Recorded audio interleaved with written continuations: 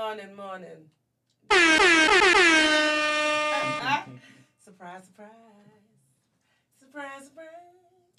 Okay. Energy is always good when you're in the studs. Thanks, man. Yeah, Good morning, beautiful people. Welcome to TDA. Today is Thursday. It's not Thursday. Is it Thursday today? Thursday, 13th of June, you know. Wow. Welcome to TDA, the day after, your favourite news platform and the platform of popular culture, as defined by the culture, obviously us and you guys. So we're going to introduce ourselves. It is a bit sparse in here, but you know. it's the empty chairs for me. mic is off. So why did I do that? Let's try something else. But anyway, since I'm here, I'm going to go. Oh, yeah, your mic's not. Oh, wait, they can't hear me? No. Wait, I gave you all of that vim and you can't hear me? It's back now. So I gave you all that spice and pizzazz and you didn't hear a damn thing I said. There was a glitch. The glitch is now gone. Good morning, beautiful people. Say Welcome good to TDA. Guys, I came in with surprise. Surprise. I gave you so much and you didn't hear it. Do I have to do it again? No, it's all right. I'm really sad. But anyway, guys, it's your girl, Justine, representing the black queens and the fitness scene. How you mean? All right. And they call me man, the pro-black activist, TDA producer and news analyst, melanin jam-packed. I don't know, man. What don't you know? Melanin is a little bit Impossible. reduced. Impossible. He's saying your Man melanin like Demmy. He's saying your melanin is There is an articulate gentleman that accosted Emmanuel the other day on air. And Emmanuel thought he can basically use yesterday to basically talk out. What's that saying? Talk out of his name? What's that saying? Talk out. Call him out. Call him out. Call him out of his name. Yeah. Why never did that, though? Yeah. You called him out of his name, like I never did that. wild. Then he's like, I'm not having that. So as soon as he was able, Demmy signed up to Discord. He says, welcome. I said, Demmy. Like, hello, hi. He said, hello, Hi, yeah. And then he gave him a barrage. Nicely formatted paragraphs. He gave links and citations and whatnot. Oh, And he then- came with facts and then it's receipts. F you, Negro. So it's a bit Not reduced. the Negro. It's a bit reduced. How you feeling, Manuel? How you feeling? I feel great, man. I feel great. Undefeated champ still. I feel great, man. Big But fan of Demmys. Yeah, 100%. This is what I always say. I like when Demi calls up, man. You know what I'm saying? Need to call up more often. But yes, how you doing, Brent? I'm all right. Thank you very much. Blessed and highly favored. Hello to everybody in the chat. Hello, my favorite Drew, Sarah. Hello, Von. Maybe I'll call you Esquire next week. In fact, I've forgiven you. So, hello, Esquire. Christy. The other Sarah, the one who's married to a fantastic Trinidadian man. TJ, Nye, T, Amy Snow Globe, Teddy Tibbs, Charles Mack, Izzy Bambino, Lala, Starship, Uhuru. Okay. Black Mara, Babiel Fanan, who else? Jay Good. Who else? Davina, Dr. Amani, and I think that is it. And Justine. Yeah. Cool. I don't think we have any. Yeah, we have one thing from somebody. one.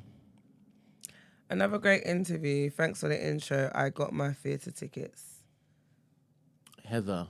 Cool. from Heather's 9. Big up. I hope it's Saturday because that's when it is that the TDA crew are going. The 6th. What date is the 6th? What day is the 6th? Saturday. It is a Saturday, yeah? Okay, cool. Yeah. Thursday.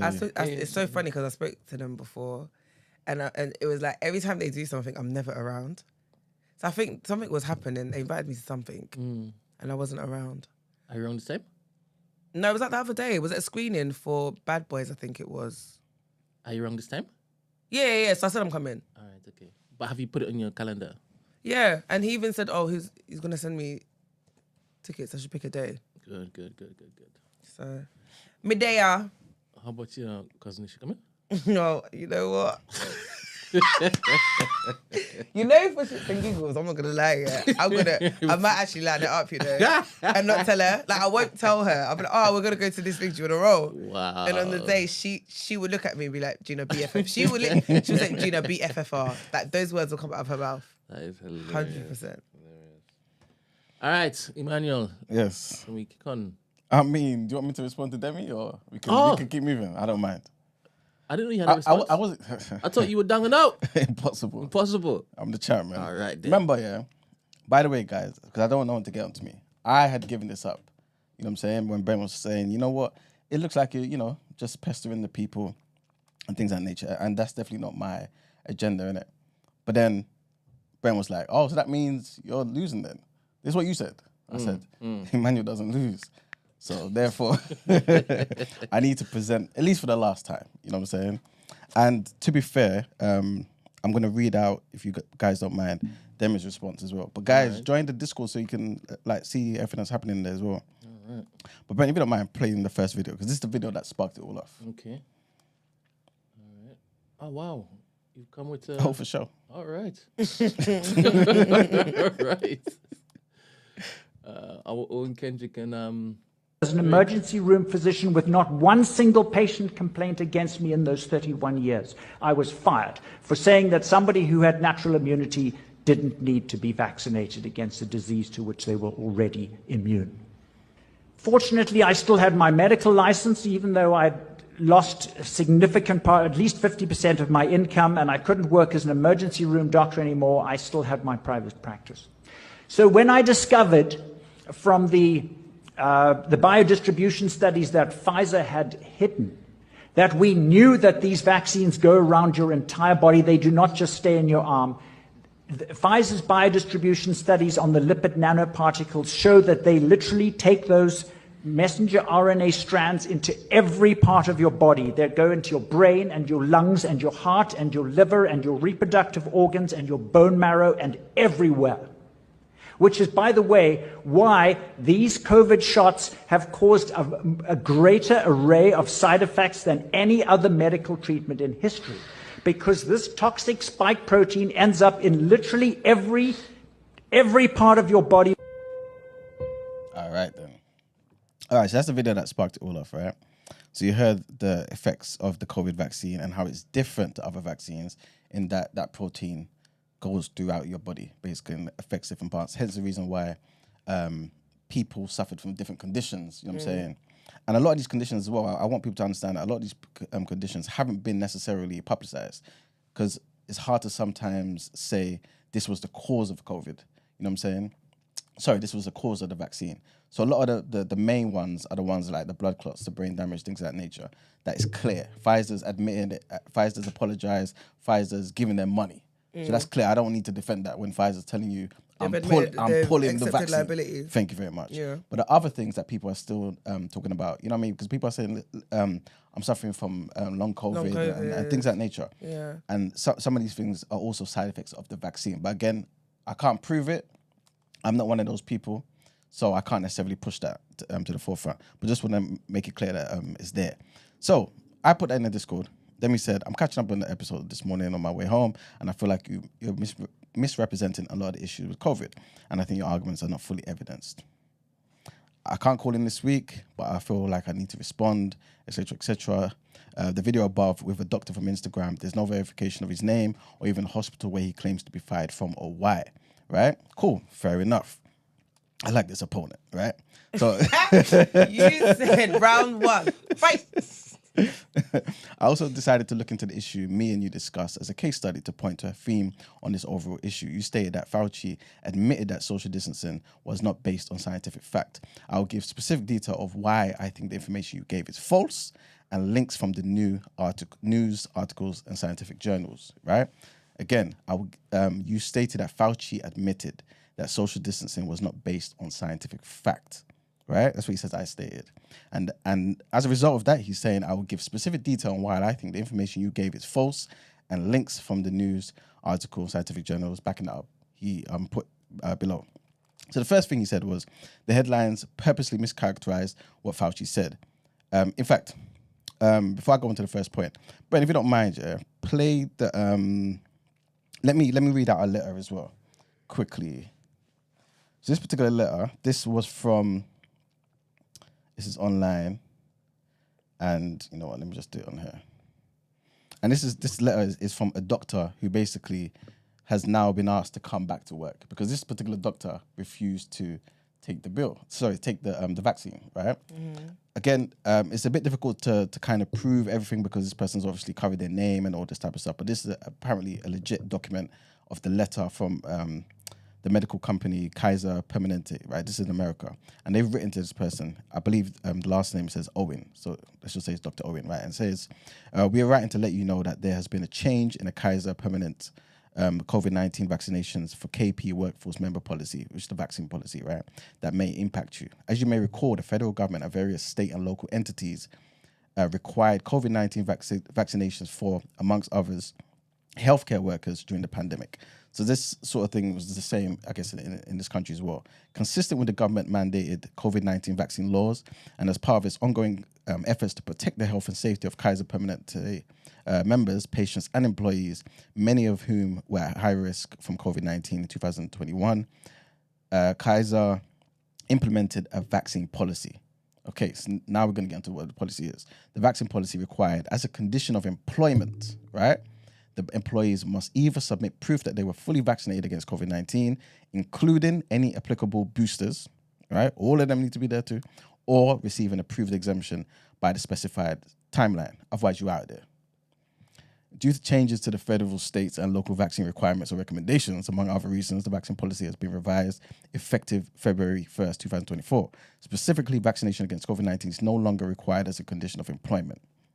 So while COVID-19 vaccinations will not be required of working at Kaiser, employees will be required to annually verify their COVID-19 vaccination status, right? We understand that your employment may have ended at Kaiser because of your non-compliance with the vaccine policy. Given the revision to the vaccine policy, we want to inform you that you're eligible for rehire. So the people that they sacked, right? The doctors, by the way, right? Mm-hmm. They're now asking to come back, mm-hmm. right? So evidently the policy was a bit somehow, right? It's a bit shaky. But again, there's no like proper full name and address and all that type of stuff of this particular doctor. So like Demmy's saying, it can be made up, right? Cool. So what I will do is play another video, but if you don't mind, and that video is the one that says Dr. McCormick. At least we know who Dr. McCormick is, or at least you're about to know, right? And he's addressing, yeah, cool. Bloggers, only conspiracy theorists are disagreeing with you. I want to point out that I'm probably the only member of Congress that actually treated patients during the pandemic from the very beginning to the very end of the pandemic, during night shifts in the ER. Thousands of patients during that time. And in 2020, I was censored. My medical license was threatened because I disagreed with bureaucrats.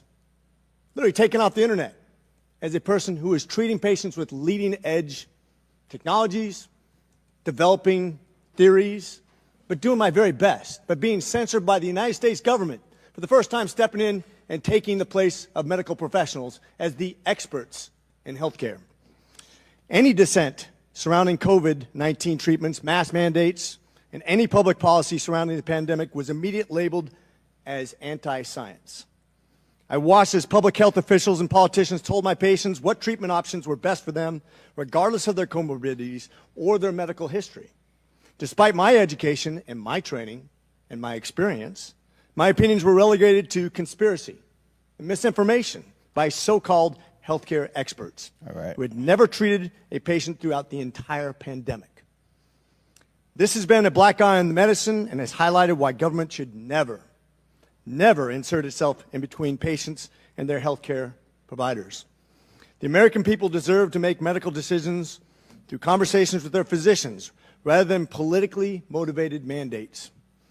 Dr. Fauci, did you ever treat a patient for COVID during the pandemic? I was part of a team that was at the NIH that took care. We didn't take care of many of them. Okay, so not hands-on. Got it. Thank you. Why would I be criticized by a bureaucrat for doing my very best as a healthcare? This is a rhetorical question. But why? Why would the government, who's never treated a patient for COVID, You can read all the things you want, but you're not there. You're not seeing patients. You're not watching people die, intubating patients right there with that disease in your face, watching it happen, watching the development of this disease and actually learning from it. But I'm being told by bureaucrats what's right and wrong. And what's funny is everything I was censored on, I was proven to be right. Pretty crazy, isn't it? You said in an interview that you gave as part of an audiobook written by Michael Spector that you believed an institutional should make it hard for people to live their lives so they'd feel pressured to get vaccinated. Could we run the audio clip on that, please? You think can be done about it? I have to say that I don't see a big solution other than some sort of mandatory vaccination. I know federal officials don't like to use that term. Once people feel empowered and protected legally, you are going to have schools, universities, and colleges are going to say, you want to come to this college, buddy? You're going to get vaccinated. Lady, you're going to get vaccinated. Yeah. Big corporations like Amazon and Facebook and all of those others are going to say, you want to work for us, you get vaccinated. And it's been proven that when you make it difficult for people in their lives, they lose their ideological bullshit. They lose their ideological bullshit. They lose their ideological bullshit. And they get vaccinated. Interesting. Thank you. Are all objections to COVID vaccinations ideological bullshit, Dr. Fauci? No, they're not, and Thank that's you. not what I was referring to. Well, in reference to making it hard for people to get education, traveling, working, I'd say it very much was in context. And I take great offense to this. Miss Allison Williams testified before this committee about losing her job because she sought an exemption for ESPN's vaccine mandate, which came from recommendations from bureaucrats like yourself. She and her husband were actively working with a fertility expert, a physician, on how to get pregnant, and agreed with the premise that she was young, healthy, wanted to get pregnant, and shouldn't get the vaccination for medical purposes. But she was fired because you made it hard, just like you said in your statement, because you didn't want to make sure that the ideological bullshit got in the way of her working, of living her life, of making a medical decision with her healthcare professional. I think America should take great offense to this. That's exactly what you meant when you said making it hard for people to live without getting a vaccination. You affected people's ability to work, travel, be educated, to actually flourish in American society, to self-determine, as we're all given God-given rights. Shame on you. Dr. Fauci, you've become Dr. Fear. Americans do not hate science. I don't hate science. The American people hate having their freedoms taken from them. You inspired and created fear through mass mandates, school closures, vaccine mandates that have destroyed the American people's trust in our public health institutions. This fear you created will continue to have ripple effects over generations to come. You have already seen its effects in education, in the economy, and everything else. Mr. Fauci, you made the statement. All right, so cool. So at least we've heard. These are your people. So at least we've heard from Mr. Dr. McCormick, right? Because obviously the other doctor, we had no name, we had no nothing. This guy speaks amongst Congress. He's a doctor. He went through the same thing, treating patients, was told things would be made difficult for him, etc., etc. You heard it from his mouth alone, right? Cool. So that's addressed the first thing that Demmy mentioned about the need, I guess, for verification of who that person is from the initial video. Cool. So Demmy then says the headlines purposely mischaracterized what Fauci said. Full transcripts of both his hearings make it quite clear that he didn't say what the headlines are suggesting. Ironically, believing everything you read is a criticism that is often given to people who took the vaccine. As black people, we should know how easy it is for media to spin issues to suit their own narrative about an issue. 100% agree, but remember, I didn't just read the headline to you. I read the transcript. Cool. And I'm going to do that again for those people who obviously weren't there, who weren't present. And this is what he said.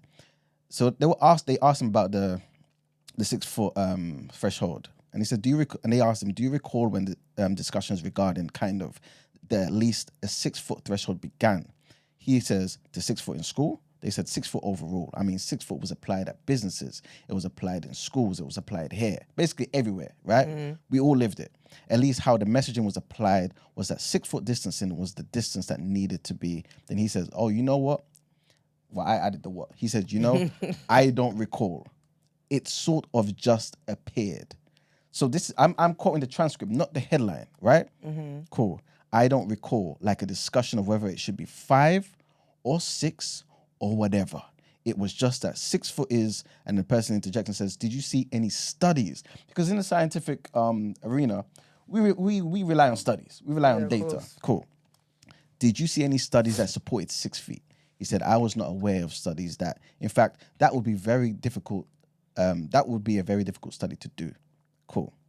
So he's saying there's no studies. He's not aware of any studies, even if they existed. This is why people are saying it's like the number just came out of nowhere. But then he says, of course, this was based on other vaccines previously, talking about, you know what, since we had similar diseases or whatever, let's kind of use that as a metric to kind of go forward. But remember, from the other doctor, this is unprecedented. This has not happened before. And surely it should be based on some scientific data. You know what I'm saying? Or at least advise that the 6 foot isn't going to be the thing that prevents you from getting COVID, which is what we were kind of told. At least the impression was. Cool. So that's also Demi's second point, where he says Fauci wasn't even responsible for setting the 6 feet guideline. That was the CDC. Okay, I've got another video there that I can play from the CDC. I played it before. We can maybe play it if we've got time. But basically, this was the head of the CDC talking about the efficacy of the vaccine, talking about the need, how it should never have been made mandatory. Never. Right? Says the vaccine only kind of helps 3 to 6 months. Anyway, if it does help, would only help for 3 to 6 months. Plus, he also says no one under the age of 60 plus and those who are vulnerable needed to take the vaccine. This is the head of the CDC. The same people that Demi's saying are responsible for setting the 6 feet guideline, as if it was independent from Fauci. They're all linked, and we know they're all linked. The third thing is, I believe you also criticized the social distancing rules, referencing the issue around restaurant rules. I agree with you that these rules were silly, but this explains my point about connecting issues that aren't connected. The CDC made the social distancing guidelines, while the UK government made the Eat Out to Help Out scheme. 2 different organizations. But you've jumped. The CDC made the social distancing guidelines. The UK also put in place those social distancing guidelines. Told us, if you go to a restaurant, do an Eat Out to Help Out, sit here, leave that table out, and sit over there. People who went to work that were training for different things had to separate. They had to rearrange classrooms. They had to rearrange all these things. So we can't just say it's just happened in America under the CDC. It happened here in UK, and we all lived it. We all lived it. You know what I'm saying? When you're talking, I just had a flashback of like the queues outside like supermarkets. This is it. They marked the floor. And how they had to mark the floor and how you had to stand in like the X of the square. Just a bit disingenuous. Let's not say it's only the CDC and only happened in America. I know you didn't say it only happened in America in said words, but of course it happened over time. Eat Out to Help Out came afterwards, right? So yes, they are 2 different organizations. And also the UK, his last point is the UK government and international health agencies have lied about a lot of issues over the years. And it's important to not just take their word as gospel, which is what the entire point of this. Not just talking about the vaccine, but the fact that they made us feel like we have to take it. They criminalized us. And on top of that, they lied about how good the vaccine is. Cool. So these are his points. I think I've addressed all of them. Brent, if you don't mind, there's another video at the end where it says... Yeah, video 2. Fauci said it ain't based on science. So, well, yeah. It's from the same reason. Yes. Chairman, Mr. Fauci, you were quoted on CBS Face the Nation saying it's easy to criticize, but they're really criticizing science because I represent science. Do you represent science, Mr. Fauci? I am a scientist who uses the scientific method to gain information. Yes, you said you represent science. Do you represent science, Mr. Fauci? Yes Again, or no? Yes or no? No, that's not a yes or no Yes, answer. it's a yes or no. I don't think it is. Okay, well, we'll take that as a you don't know what you represent. Mr. Fauci, you also represent the type of science that where you confess that you made up the COVID rules, including I didn't hear what you 6 said. feet social distancing and masking of children. I never said I made anything up. You admitted that you made it up. You I made it didn't up say as you went. I made it up. So are you saying this is fake news, Mr. Fauci? I didn't say I made anything up. What did you say? I said that it is not based in science and it just appeared. But this is science. These are scientific experiments. This is what you signed off on. But you also told the American people they had to distance by 6 feet they had to wear masks. But let's also talk a little bit further about the type of science that you represent. NIH scientists made $710 million in royalties from drug makers, a fact that's been hidden. Let's talk about the fact about, is it right for scientists and doctors getting paid by the American people, government taxpayer paychecks, to get patents where they're paid millions and hundreds of millions of dollars in royalty fees, especially when the NIH and these government agencies, most powerful agencies in our country, are recommending medical suggestions and advice and making up guidelines like 6 feet distancing and masking of children. Do you think that's appropriate? Do the American people deserve to be abused like that, Mr. Fauci? Because you're not doctor, you're Mr. Fauci in my few minutes. Well done. No, I don't need your answer, because in my time, that man does not deserve to have a license. As a matter of fact, it should be revoked, and he belongs in prison. Suspend. Thank you, Mr. Chairman. Mr. Fauci. I think that's it. But yeah, obviously, as you heard, yeah, she was trying to say, oh, he just made it up. And again, just to reiterate, I'm not saying he made it up. I read the transcript word for word. Then he himself clarified and said, it's not based on science. And it just appeared. It just appeared. Yeah. What does that mean? Oh, thank you very much. So again, I'm not putting words in his mouth. You heard him. That's why I ended on this. On the words of Fauci. It's not based on science. It just appeared. So I'm not misrepresenting him. Forget the article. Fauci said it himself. But yeah, I think that's it, man. I think I addressed everything. Love that for you.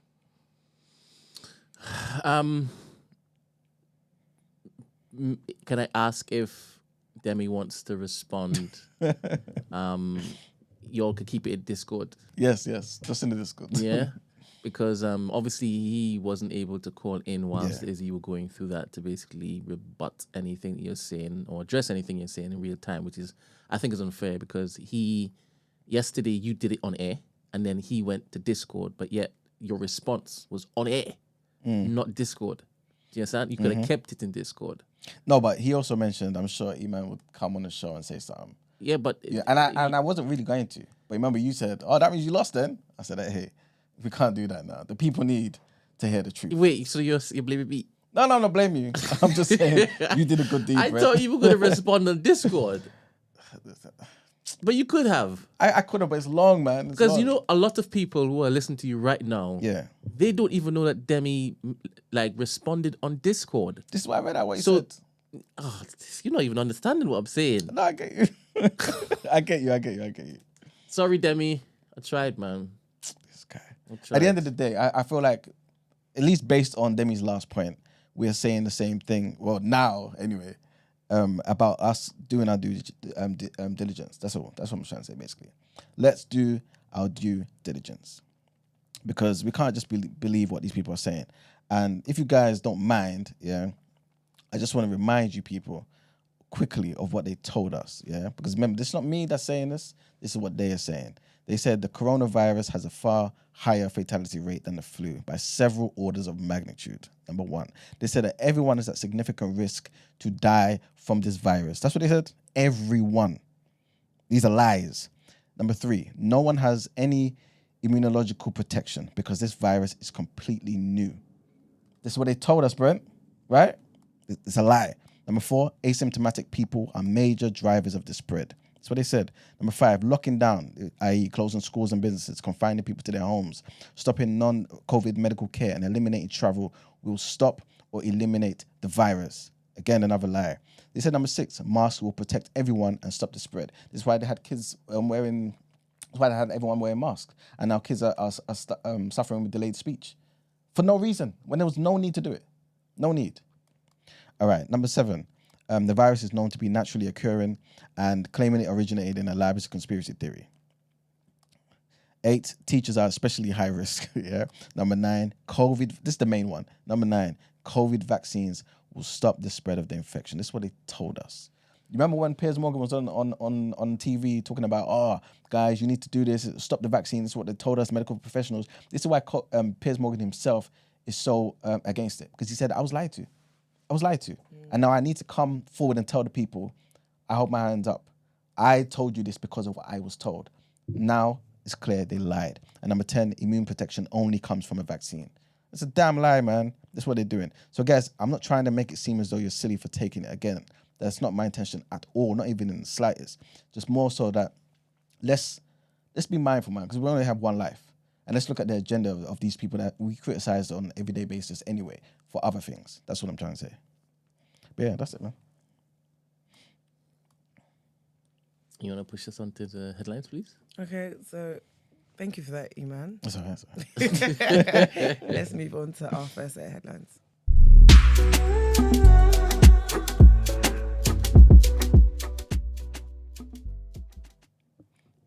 All right, people. So the first headline, man, the Labour Party is facing a revolt in North East London after 50 party members quit over the deselection of Faiza Shaheen. So the group has written to Sir Keir Starmer about the appalling and unfair manner in which the former Labour candidate has been treated in Chingford and in Woodford Green. Ms Shaheen was barred from standing after liking a series of posts on social media platform X that allegedly downplayed anti-Semitism allegations. Shortly afterwards, Ms Shaheen resigned from the Labour Party, dubbing her removal as cruel and devastating, and decided to run as an independent candidate instead. And in a letter to Keir Starmer, the 50 former party members argued that the deselection was inhumane and degrading and based on spurious grounds. So yeah, man, long story short, the group has said that they can no longer stay in the party. That has betrayed Ms Shaheen. Big up them.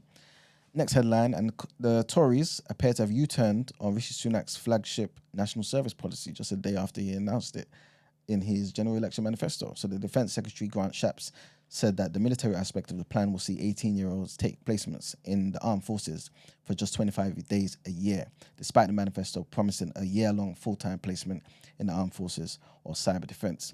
Labour said that the policy has been plunged into disarray and confirmed that the eye-catching plan had not been properly thought out. Grilled about the policy on Wednesday morning, Mr Shapps appeared to significantly scale back the promise, suggesting that those who opt for the armed forces placement will serve for just 25 days and not a full year. And our last headline, trigger warning on this one, guys. And Israel and Hamas have been accused of committing a litany of war crimes and human rights abuses since 7th October in a new independent report to the UN Human Rights Council. The damning accusations compiled by investigators from the UN's Commission of Inquiry accuse both sides of war crimes for mounting attacks against civilian populations and murder or willful killings.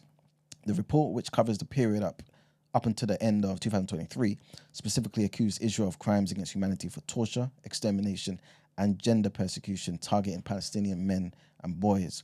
Israel rejected the report's findings and accused the Commission of pursuing a narrow-led political agenda against it. Investigators compiled a report which will be submitted to the UN's Human Rights Council next week through hours of interviews with victims and witnesses, medical reports, and open-source information.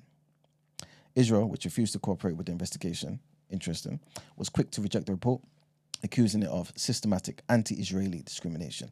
Hamas has yet to comment on the allegations, and the report itself does not carry any penalties, but it could be used in a potential future prosecution of Israeli and Hamas leaders. And that's it for the headlines. All right, let's get into what you say in topic of the day.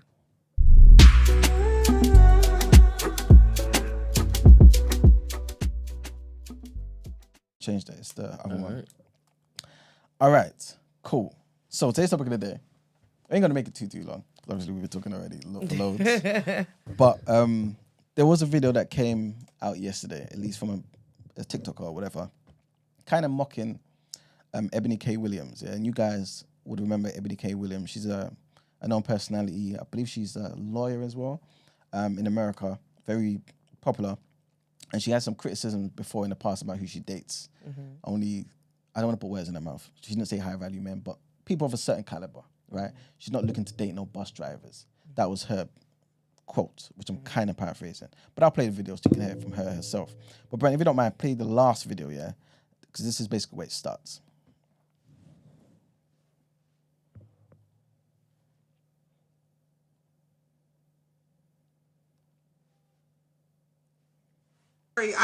First of all, I would like to apologize in advance to Eboni because I know that this is going to come off offensive, and I know Black women do not like accountability, and we're just going to some kind of way make me the problem.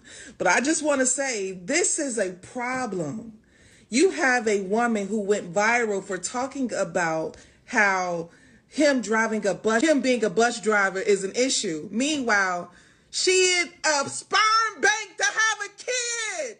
This is an eligible, dateable, marriageable woman who's at a sperm bank to have a kid with IVF because you ain't got no man. You should be lining them goddamn bus drivers up. You should be lining them up.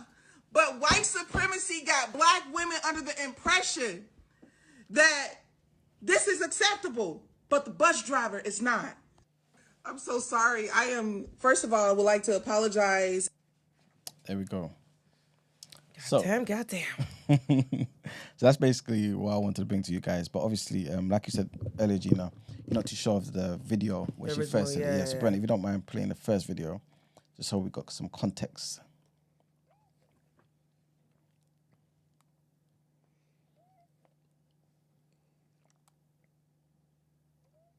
Would you date a bus driver? Would you date if he owns the bus?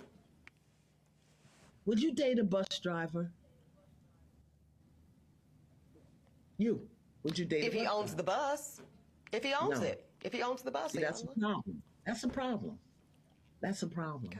Because the standards and requisites, and I'm not talking about him laying on his sofa playing video games all day. I'm not talking about that. But the standards and the criteria that we use to measure men is off for who we are as women and who they are in this society. I would date a bus driver if he loved driving the bus, if he was a man of integrity, if he was good to his mama, if he treated me well, I would date a bus driver. But we think that it's another human being's responsibility to give us what we need instead of us building together. I can build with a bus driver. I'd have my little stash over on the side in my prenup, but I could build with a bus driver. So I think some of the criteria that we look for in the reality of today keeps us unhappy, keeps us angry, keeps us imbalance. And then when the men show up, we want to beat them up because they're not living up to our standards and criteria. And it's not working, beloved. It's just not working. So it's not that it's bad or wrong. It's obsolete. It's obsolete. We have to come up with a new way of being. I don't believe in carrying a man. A man has to do for himself. All right, cool. And Brent, if you don't mind playing the second video. So this is when she kind of explains herself because everyone got onto it.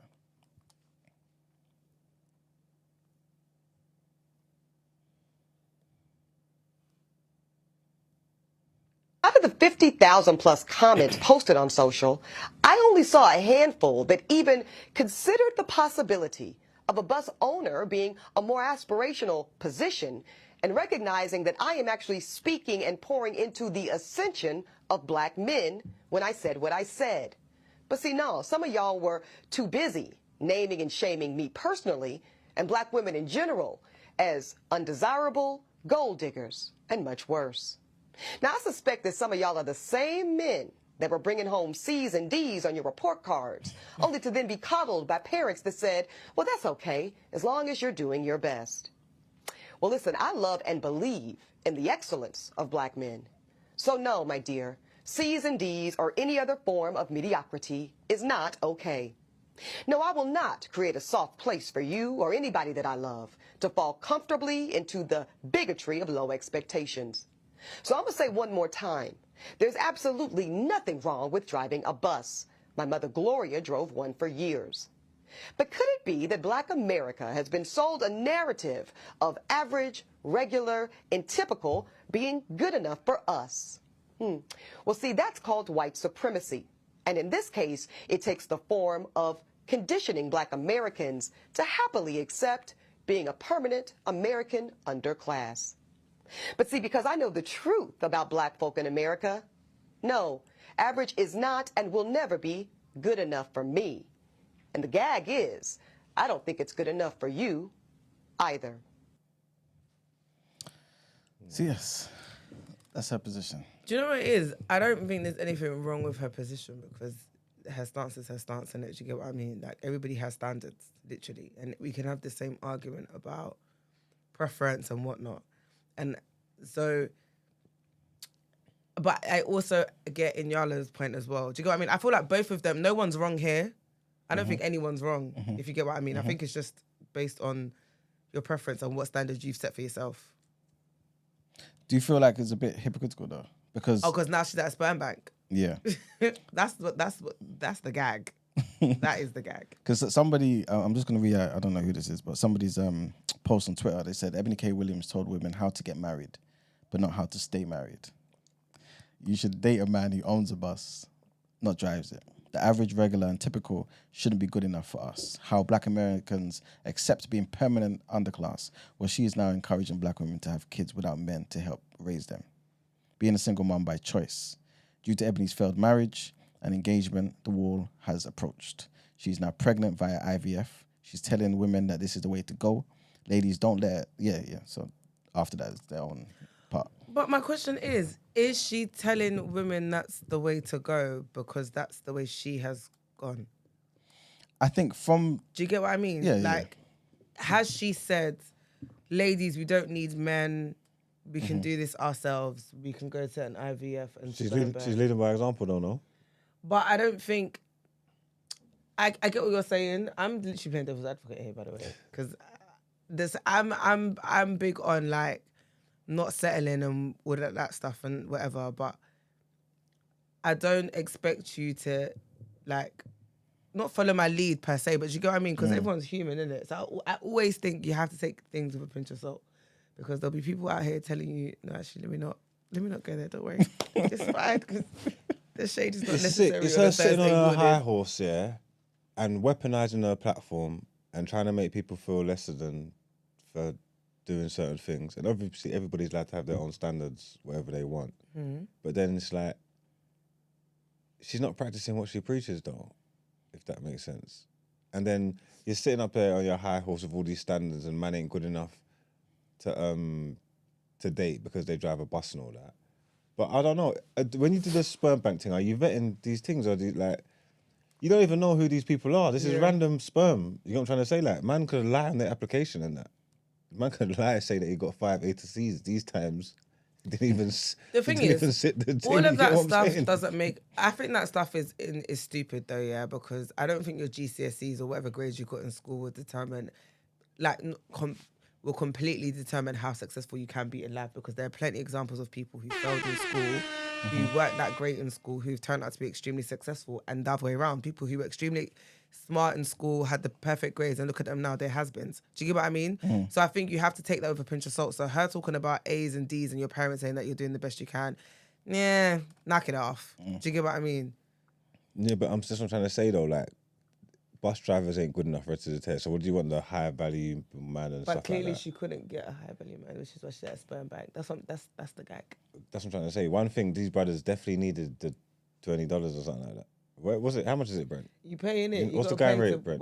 Wait, in the sperm bank? Yeah, you get paid to Last do time I was there? Wow, last time that I checked. No? You don't know? I love the song.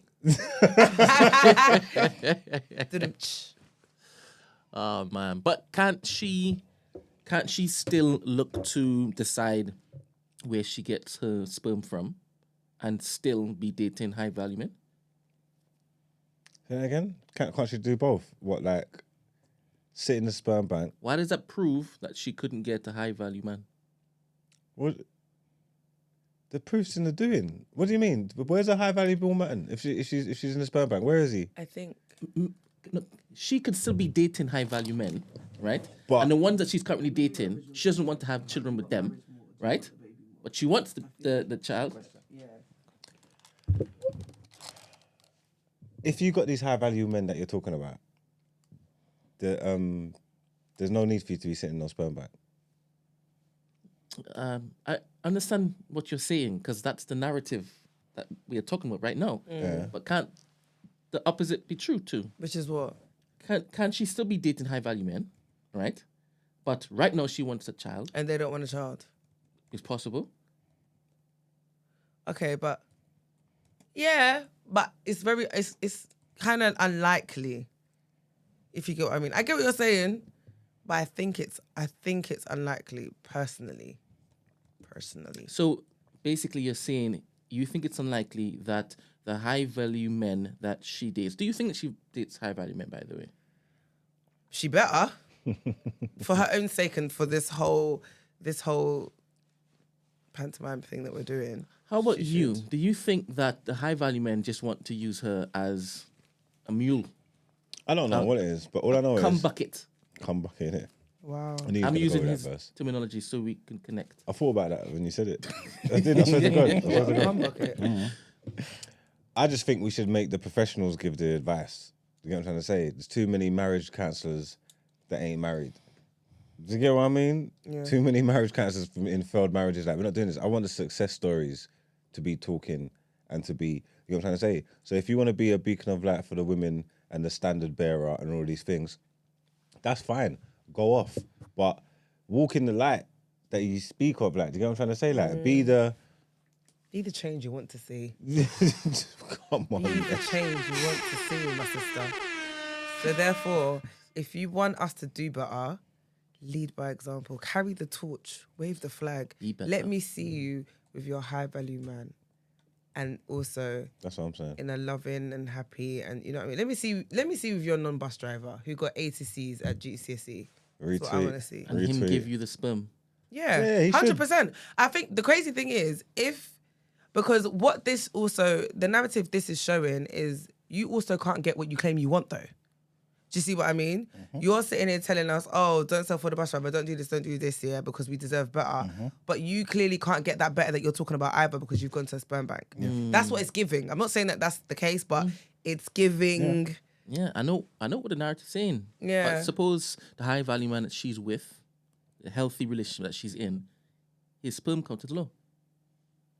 But then she wouldn't. So then my thing is, the narrative would be different though. She wouldn't be a single mum. She'd have a partner. And it would be like, we're having a baby via IVF. That's what the narrative would be. Maybe she's protecting him from the world. No. Because there's couples we have seen who have had children via IVF who are together, and you know that we are having a child via IVF. We are in a healthy, loving relationship, and it's their choice to go via IVF. Do you understand what I mean? I think I've seen people in the comments talking about how she's also choosing to be a single mother. Now, my thing on that is that really fair? Because she's in her 40s, I'm assuming. Yeah, she looks 40. She's 40, yeah? Cool. So if she wants a child and that's something that she genuinely really wants and wants to bring life into this world, is she not allowed to do that because she doesn't have a partner? This is basically because that's what the argument is. It's like, well, it's selfish because you want a child, you're bringing a child as a single parent. Does that mean to say that she doesn't have the means to raise a child on her own? Is that the most effective way? Does a child not deserve to have a father? Do you know what? It's a hard one, you know. It is a hard one because it's like you could really want a child and you could provide so much for that child and your child could be raised in so much love and all of that stuff, yeah. But I'm not going to sit here and act like the presence of a father is not necessary and isn't needed, because I definitely think that it is. 100%. But then also though, does the presence of a father have to be your father? Do you understand what I mean? So that means you're potentially saying she could have a baby now and say, you know what, hopefully one day a good father, a good man could be a father to this kid. No, I'm not even saying that. Okay. I'm saying, She could be saying that. What's wrong with that? There is that, but I'm saying that's not even where my mind was going. I was even thinking about from a family unit perspective. You know how like some families, I don't know her story, but I'm saying you've seen situations where maybe a dad wasn't present, but you have a brother, as in the mother has a brother who steps in, or the grandfather, or whoever who steps in and plays the role of a dad. Yeah. And had that father figure there. That's what I mean. So my thing is, does a father figure have to be a father? Because it's interesting because I keep hearing this advert because it's Father's Day on Sunday and it keeps talking about whether it's your father, your stepfather, or the man who stepped up. And I thought that's actually quite, I liked that, if you get what I mean. Like not everybody who plays the role of a father in your life is necessarily your actual biological father. 100%. And I think a lot of the time in those situations, that's because the key words there is they stepped up. Somebody saw that there was a void. But you want to start the beginning of this child with the void. You see what I'm saying? Hoping that your brother will step up. Hoping that your cousin or your uncle or somebody else will come in and say, you know what, I'll be a dad.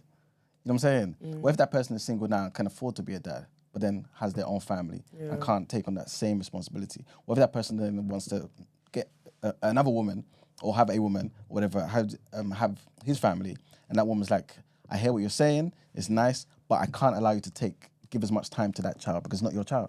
We have our child together. So you know what I mean? Let me ask another question then, yeah, because if people are saying, okay, cool, it's not the smartest thing to do, it's not fair on the child, yeah. All right, there's a child that's adopted. I want to adopt a child, and I now decide to go and adopt a newborn or a child who's very. Are you telling me that me going to adopt that child isn't fair, or is me being selfish, or is not putting the child's best interest at heart because I'm a single person and I want to adopt this child? Because essentially, that's different. Why is it different? Because that child's already here. If you didn't exist, that child would still be here. That child now, the options are pretty much care homes, adoption, fostering, whatever. So then, sorry. If there was the opportunity to adopt this child, are you saying that a couple would be better to adopt that child than me as a single person? But there'll be other factors. But if we're being... Let's say the factors are completely the same. Oh, then 100%. And the difference is they are a couple and I'm a single person. Then unequivocally, I make it very clear. 100%. All right, calm down. No, just in case people think I might be dancing around. 100%. Otherwise, what's the point in having a dad around? What's the point in having a mum around? If you know what I'm saying? Both parents are necessary. Like you said earlier, we know that the role of a dad, we know the role of a mum. You know what I'm saying? Like, granted, a lot of us have had to maybe cross over, and like mums have had to do some of the things that the men should be doing, and single fathers have had to do some of the stuff that the woman should be doing. But in an ideal situation, nobody wants that. Surely. You know what I'm saying? So if a child exists already and they have no parent for whatever reason, right? That's just their lot. And you come around and you're desperate for a kid, you're passionate about it, you want to give love to this beautiful child, then to you. But to think to yourself, I'm going to bring in a child into this world knowing there is no dad around, like, why would you want this child to be disadvantaged from day one? Yes, disadvantaged. That's so interesting because I don't think of it like that at all, but I hear it. Otherwise, why do we get onto people for leaving their responsibilities as fathers? Why? What's the point of doing that then? It's because we know it's not just the burden being alone on the woman, right? But because the man can contribute in other ways, or in ways that God designed for a man to contribute in the same way the woman is necessary as well. But let me read something quickly. She said, this was basically when asked about this. She said, I really freed myself. Now, listen to the language as well. I really freed myself of the rigidness of what legacy, love, and family could look like, right? Those are the 3 pillars I reassessed. And it helped shake me from this idea of I have to have it this way on this timeline everyone else is following, right? She also says there will always be that voice that says maybe I should have waited to meet a man and remarry before I had a baby. Maybe I should not be trying to do this alone, but F that. I'm not waiting. I'm 40 years old. I'm not waiting to build assets. I'm not waiting to build my career. I'm not waiting to travel. And I'm certainly not waiting to start a family. That's basically what she said. She also continues and said, I just refuse to wait one more day. That's where I'm at. Everything I want to do, I'm doing right now, and I'm excited. I feel as ready as I'm ever going to be. So yeah, I guess the question is, like what you were saying. Let me put myself in that scenario. Yeah, if I reached 40, and I really wanted a child, I don't think I would have a child by IVF on my own. Okay. I think I would just accept that, you know what, it's not for me. And just focus on being the rich auntie. It's tough though, man, because... But I do understand, as a woman who wants children, who has always wanted children, how it can get... Here we go. Yep.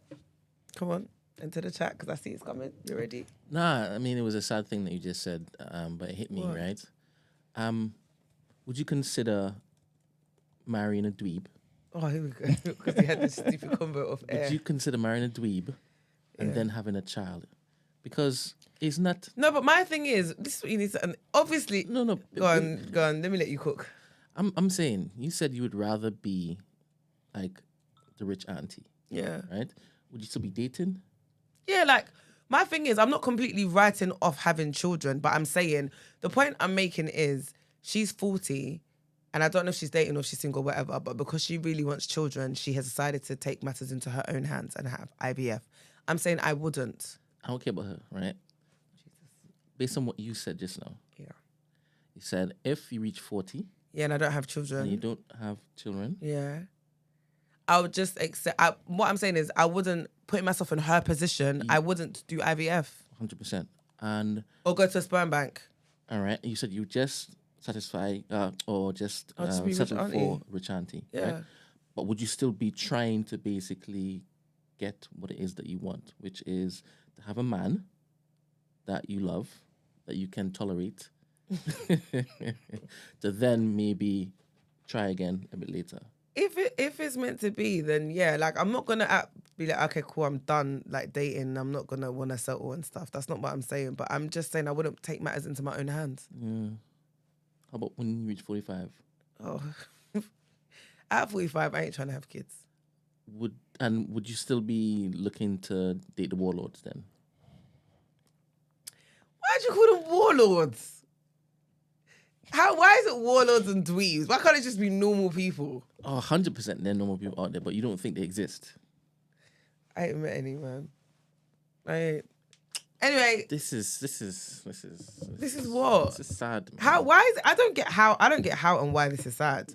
Like, generally speaking, I don't get how this is sad. I don't get how it's sad. You can look.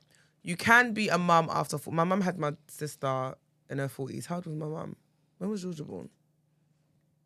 So I'm gonna say my mum had Georgia at 42, I think. Yeah. So again, I'm not saying that it cannot happen, but I think with me it's a conditioning of the mind thing, because I feel like when you become really fixated on something, you put yourself in a position to settle or like, do you know what I mean? And I don't want to do that. So I don't want to settle just because I want to have a child and then force myself to get in a relationship and have a child because I want to have a child, not because I really feel like this is my life partner, but more because time is ticking. Do you see what I mean? I understand. So that's why I'm saying it's about conditioning my mind to just maybe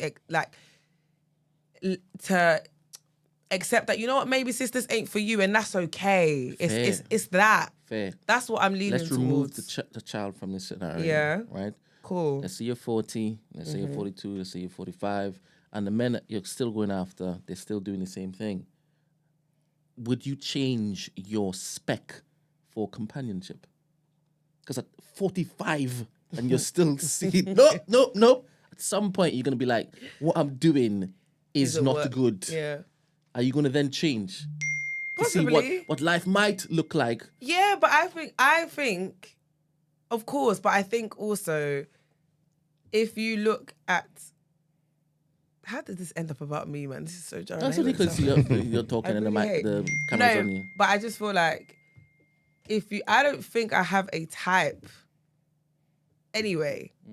So I think if you look at the people that I've dated, there's no, like, do you know what I mean? There's not one, they're all black. There's no common theme. I would say the common theme is that they're black and arseholes, fair enough. So maybe that is my type, arseholes. But generally speaking, I don't intentionally go for arseholes, is what I'm saying. So I don't think... So if I was to set you up with somebody right now, yeah, I could basically just make sure they're black, make sure they're into fitness, and be like, you good guy, of course, yeah, and you would kind of entertain it. Yeah, but I think for me, I'm big on energy and personality. That's the main thing out of everything. If I vibe and rock with you, then do you know what I mean? Yeah. So that's why I think when Brent's talking about, will you change your type, and stuff, I just think you think I'll go out with like a radar looking for like gunmen or something. And I'm just like, no, don't look at me like that, because that's not what I do. And you take the camera off him as well. It's just because he didn't even open his mouth. But he raised up. I'm like, why was there movement over there when he was gunman? And no. I don't think you go out looking for them. But even if men approach you and they don't have that particular caliber of sauce, after a while, they're gone. Not necessarily. You did. And I've done a good. Remember, I did a decent person who was completely the opposite of what I usually go for. Remember when I said this and I was just like... How does that work for you? It didn't, which is why I was just like, what's the freaking point? It might as well just deal with the people that I know. No, give that them one even some got on my context. nerves even more. Huh? Give them context. What? Give them context. Okay, so I dated someone who wasn't my usual. So Kevin is like, Gina likes bad boys. Everyone thinks I like bad boys. Fine. You haven't blocked Kevin yet? No. Why do I need to block Kevin? Fair. I'm not in the business of blocking. Toe for toe. Remember, you're mad, I'm madder, so it's fine. But my thing is, what was I even saying? You were basically giving us context. Oh yeah. What was this guy like? The narrative is that I like bad boys, right? Or I like people with a certain level of round. Okay, so there's a person that I've dated before who was not a bad boy, who didn't have round or flair. Like it was like personality wise, their mannerisms complete opposite to what I usually go for. A lot more soft spoken, calm. Imagine like a Ghanaian. Sorry, but do you know what I mean? Like just a soft spoken. Let me not say timid, but I'm gonna say timid. Do you know what I mean? Just the complete opposite to what I usually go for, and still turned out to be an arsehole. Oh, serious? Really? I don't know who you're talking about, but Okay. So he approached you, yes? Yeah. And also, he's someone that I've known for time. So again, on a normal day, I wouldn't naturally go for you. But again, but if I'm going on personalities and again, I told you I'm big on energy, right? So the energy and all of that was there. So I thought, oh, you know what? Fine. Oh, he came with energy? Yeah, but energy as in not bad boy energy, just chemistry, yes. See what I mean? He was a friend? Yeah. Yes, cool. And you said he turned out to be a wolf in sheep's clothing? Yeah. So he was a bad boy? But that's my point. I didn't go. But see what I'm saying? This is what I'm saying. It's not fair. This is what I'm saying. It's why. Sometimes he can be caught as like a sheep. But just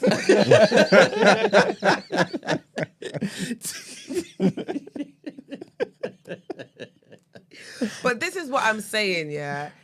That's not fair. Because, and also it made me realise, obviously, you never know, and I've known this from before though, you never really know your friend until you've dated them. And obviously you don't plan to date your friends, but you see what I mean? Yeah. I can know you in a friendship, and I've seen it happen where I've set two friends up before and I vouched for both of them on a friendship level. And when they dated each other, I was like, who the hell are you and who the hell are you? Because right now, I don't know who any of you lot are because you're both mad. And I will never set anybody up ever again. I learned my lesson the hard way. So do you know what I mean? Yep. Definitely. So I'm saying it's not fair because I went for the person that I thought you were, and then I dated you and I thought, ooh, child. No. So I don't think it's fair that everyone labels me as going for bad boys because again, I thought I'm going the opposite direction. Yeah. Quick though, Gina. What, did he cheat? Why are you trying to have my business all up on No. As in, the internet? What qualified him as being an arse? Yeah. He was just an arsehole. He just treated me bad. Put it that way. Didn't value me, and then when I was just like, you know what, and you know me, innit? Bare chances like an idiot, giving people 9 lives like they're bloody cats. But I just tapped out, and when I tapped out, that's when he tried to come back on that, and I was like, no, it's fine.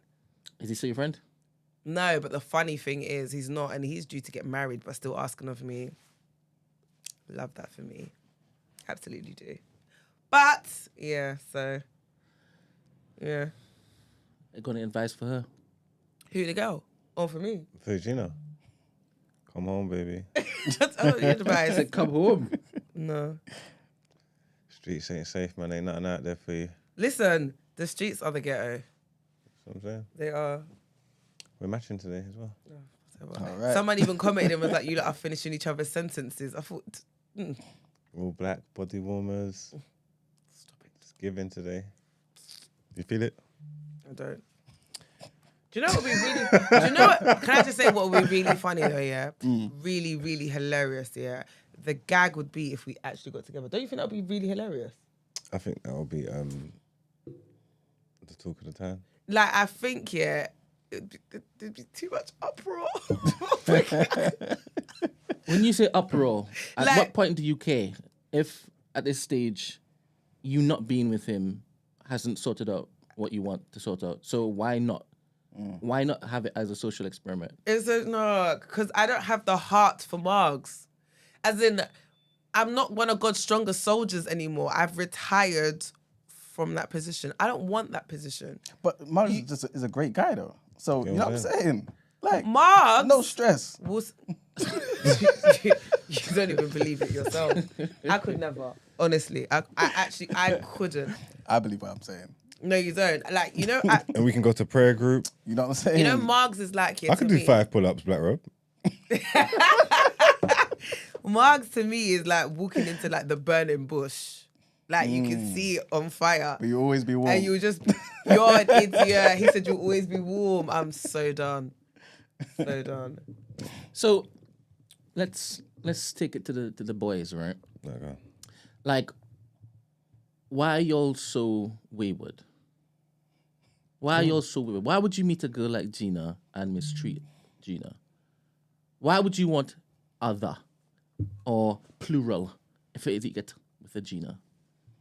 Why can't you tame your wild and wicked ways? Why? Why would I never be enough? This is crazy that the camera's on me. I'm starting with you, and then I'm going to go to Emmanuel. But Emmanuel's married. Emmanuel's a married man. Emmanuel's a married man, so leave him alone. He's a married man. Leave him alone. All right, cool, come, let's go. Let's do this. You've got a child, and you're not with your child's mother. That's the game, innit? What's the game? What does that mean? Like, it happens. Shit happens. The next one that you have, are you going to settle? Are you going to... Potentially. You going to try? Of course, you could always got to try it. If it works, it works. If it don't work, but obviously, as a man, I've got the freedom to move on. You get me? Should that be the case? It's just the way it's set. What do you mean freedom to move on? What does that mean? Like, men can do that, innit? What do you mean by freedom to move on? Are you saying that she's now burdened with the child? Yeah, and I can get up and walk away.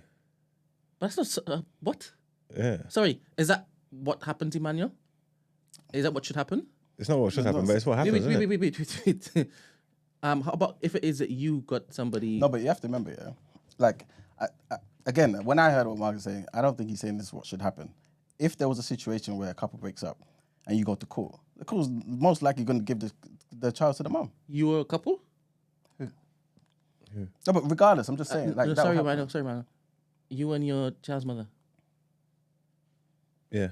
You're a couple? Wait, why are you laughing? Why are you so surprised? Wow. Because I'm a good man. You don't believe me. But obviously, you try, innit? You're dating. You try and it don't work. But I'm saying that that's relationships don't last forever at the best of times anyway. Do you get what I'm trying to say? When you bring kids involved, it also changes the dynamics of your relationship. No, I didn't. I'm just saying. Come on. No, I don't. That's why I was laughing. No, but this is what I was. You know what? Yeah, you know what? And this is why I can't cook with you properly, man. Because I'm out here being all vulnerable and shit. And he's there. You're coming doing panto. Leave me alone. Fair. I'm just saying. That's why it's not fair. You're right. Do you see what I'm saying? 100%. And I guess he does the same thing too. So this is not a fair room. It's not. So cut the cameras. Yeah. It's fair. Because this ain't fair. It's not a fair conversation. Sorry, guys. Just so you know, these are out here doing panto. Yep. They're using me. No, don't shake your head because you are part of it. Don't shake your head. They're out here doing panto. They love to use me for my vulnerability, yeah? And clickbait. And this guy over here will freaking, clip me up and then be angry and upset because I don't repost it. Because they want to use my vulnerability for likes and views. I would never But do then, that. but then on the other side, you've got these that, let me ask Mark's questions. Mark's is giving you open the door, close the door, and I'm so confused. Pantomime, lost. All right, but regardless... See? He didn't even... No, regardless, yeah. Because obviously you're saying that you tried something different and it was like with a good guy opposite and it was all the same stuff, yeah. Mm. But I don't think you've really like tried to embrace the whole bad boy thing properly. So I should embrace it. I don't think like you've really tried to get with one like. Okay, what do you mean by really try to get with a bad boy? And what is a bad boy? I don't know, like you've probably been fraternized with like low level G's. What's a low level G and what's an uptown G? What you're used to. I'm just saying you need a top killie and then maybe the experience might be different. You get what I'm saying? No, I don't think it will. I think it'll be worse, if anything. Brent, tell her, man. No, I don't think she I don't think she should get with you. It's Emmanuel saying that. Emmanuel, tell her, man. That I what? should get with Mark. Listen, man. You'll be happy, man. You know what I'm saying? I see a very bright future, man. Yeah, 100%. Power couple. Hold on, sorry. Mohammed. Brent ain't toxic enough for Gina. He can't handle a spinner. Why do you think I'm toxic? Why do you think I don't think I'm toxic. Brent, am I toxic? Nope. I don't think I'm toxic. I don't actually think I am. The thing is, I think you lot just think I'm you. No, let me let you answer the question. that guy doesn't know you. So why is it Just don't engage. He doesn't know you.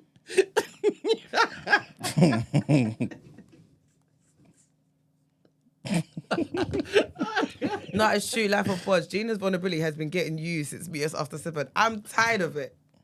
Screw y'all. Now, for real though, men. Let's bring it back to Ebony K. Williams.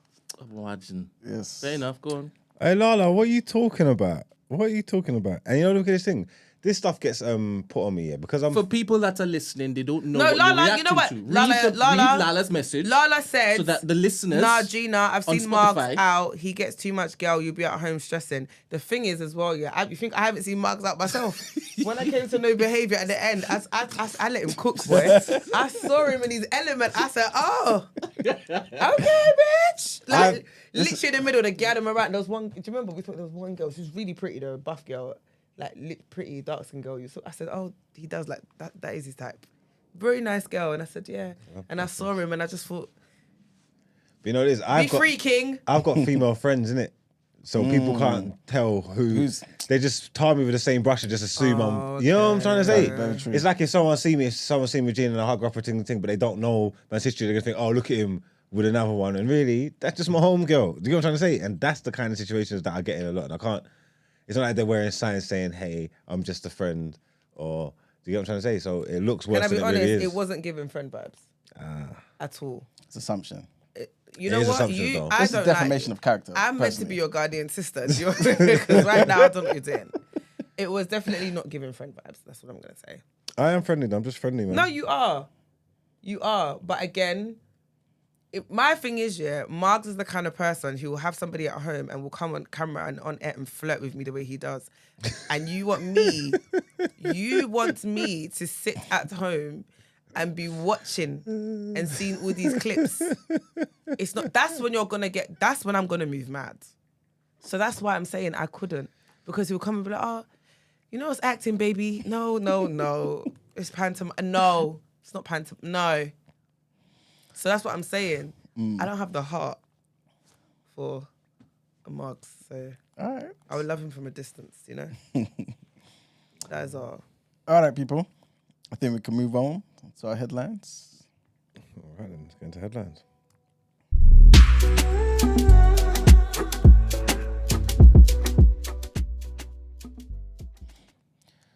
All right, so our next set of headlines, Thames Water is amongst 6 water companies being sued for up to £1.5 billion in a class action lawsuit over sewage discharges. So the suit claims that the water giants have underreported the number of sewage pollution incidents that they are responsible for, which in turn led to the overcharging of customers. Imagine. The water companies involved are Severn Trent, Northumbrian, United Utilities, Anglian Water, Yorkshire Water and Thames Water. And all of them have denied the claims and have indicated that they will robustly defend the claim. The claims argue that underreporting of sewage incidents affected the price customers paid because the reports to the regulator Ofwat is a key factor in determining the price the company can charge. So it's being spearheaded by the environmental consultant, Professor Carolyn Roberts. And she said if these companies had correctly reported the number of pollution incidents, Ofwat would have applied performance penalties, reducing how much these companies could actually charge their customers. Instead, the customers have been and continue to be overcharged, and England's waterways continue to be polluted. Hopefully she gets to the end of this, man. Next headline, and trigger warning as well. An arrest has been made in connection with a criminal investigation into PPE Medpro, the company that was awarded large government personal protective equipment contracts during the COVID pandemic. In a statement, the NCA, the National Crime Agency, said that the 46-year-old man had been arrested at his North London home. The man is understood to have been arrested arrested on suspicion of conspiracy to commit fraud and of attempting to pervert the court of justice. The PPE Medpro secured 2 contracts that were worth £203 to hold on a second, guys. Yes, sorry. PPE Medpro secured 2 contracts worth £203 million to supply PPE in the early months of the pandemic after normal competitive tendering regulations were suspended. And our last headline, trigger warning on this as well, and the hired killer from the US disguised herself with a hijab. It's crazy. Before trying to shoot a dead man. A hired killer from the US disguised herself with a hijab before trying to shoot dead a man and his family in Birmingham. So this is what a court had heard, right? So Amy Betro, who's 44 and is a hit woman from Chicago, was hired by Mohammed Nazir, who's 30, and his father, Mohammed Aslam, who's 56, to carry out a revenge killing against the owner of a boutique clothing store and his family.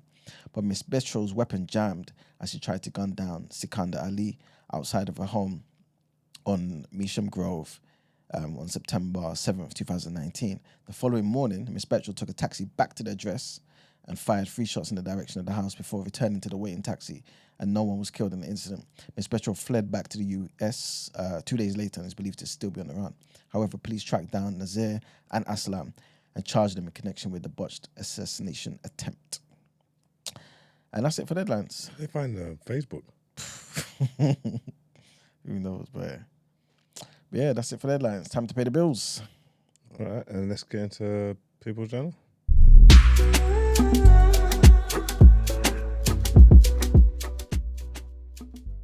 Daniel typed something in the chat, but it seems to just not be showing up. But in eCam, it's showing up. This is what it is that she typed. I can't see her. Yeah, no, it's not showing up on YouTube, but it's showing up on eCam. Says you also can't say a woman's personal choice to bear children is her leading by example. Getting pregnant and keeping a child is always a personal choice. You don't know how her fertility journey. And the previous message was this. In the US, 40 to 50% of marriages end in divorce. 31% of single-parent households are a result of divorce. You cannot guarantee a 2-parent household, even if you start as one. That's also true.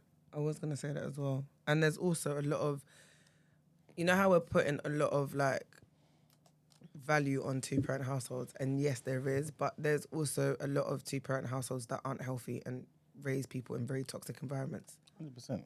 I mean, it definitely doesn't guarantee everything, but you wouldn't say to somebody, you know what, just because you may not be here in 5 years, don't go to the gym, don't waste time. You won't do it, you know what I'm saying? So, I'm just saying the best way forward to start, you know what I mean? But I hear it. All right, People's Journal, guys. Welcome to the People's Journal. I'll give you the news from an economics point of view.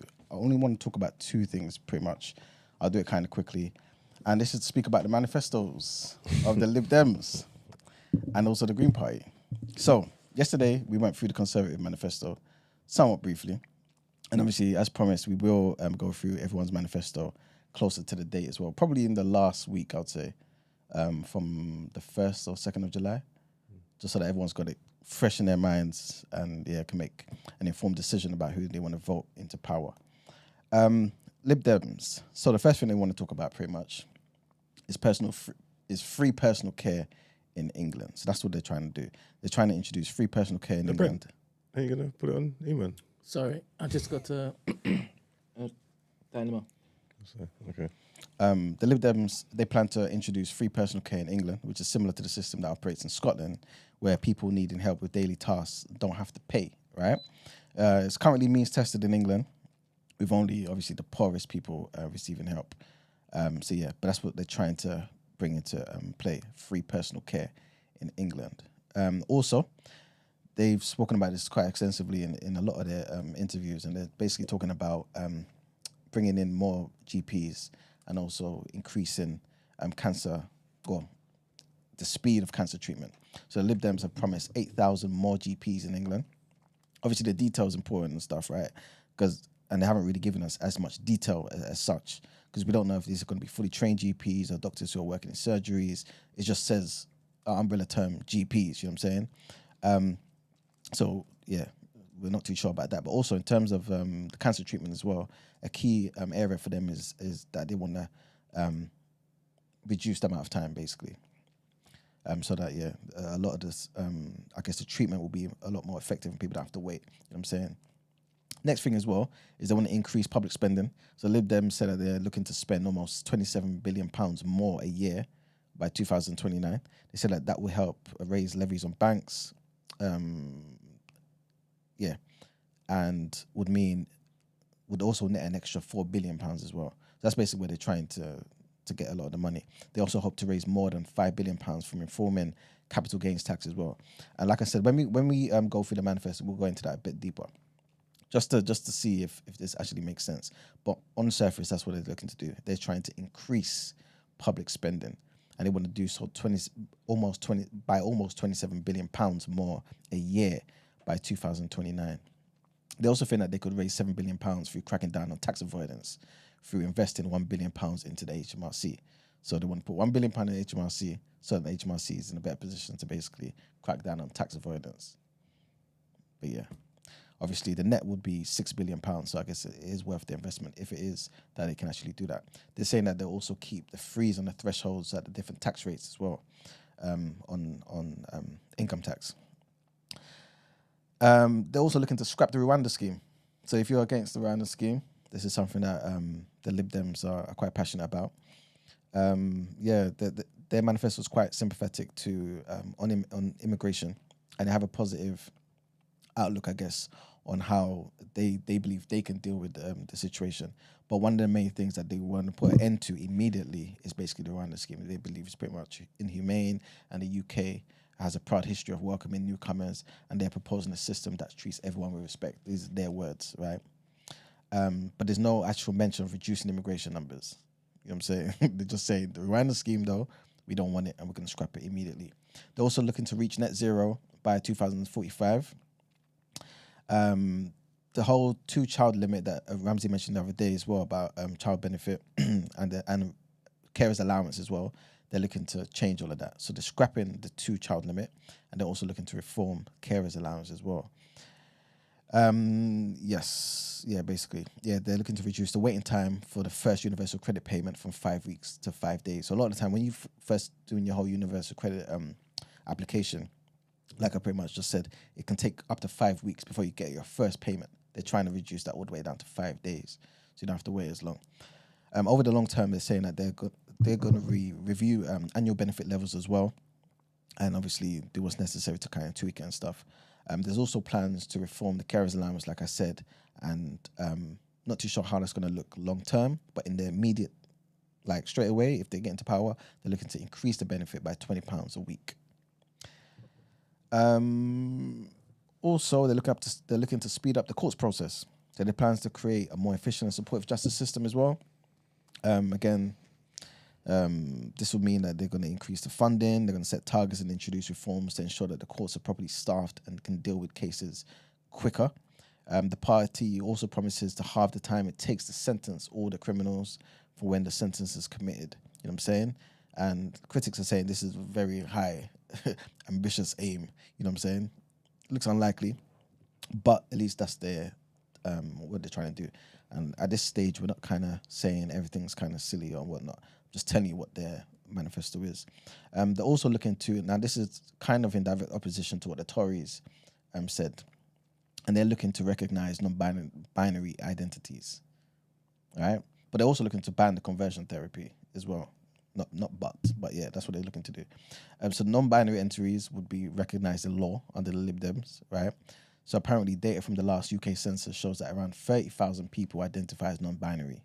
Yeah, and the party also wants to reform the whole gender recognition process. So currently, anyone who's wanting to change their sex, their legally recognized sex anyway, has to provide 2 medical reports, one from a specialist detailing their diagnosis, and another listing any treatment or surgery that they may have had to change their sexual characteristics.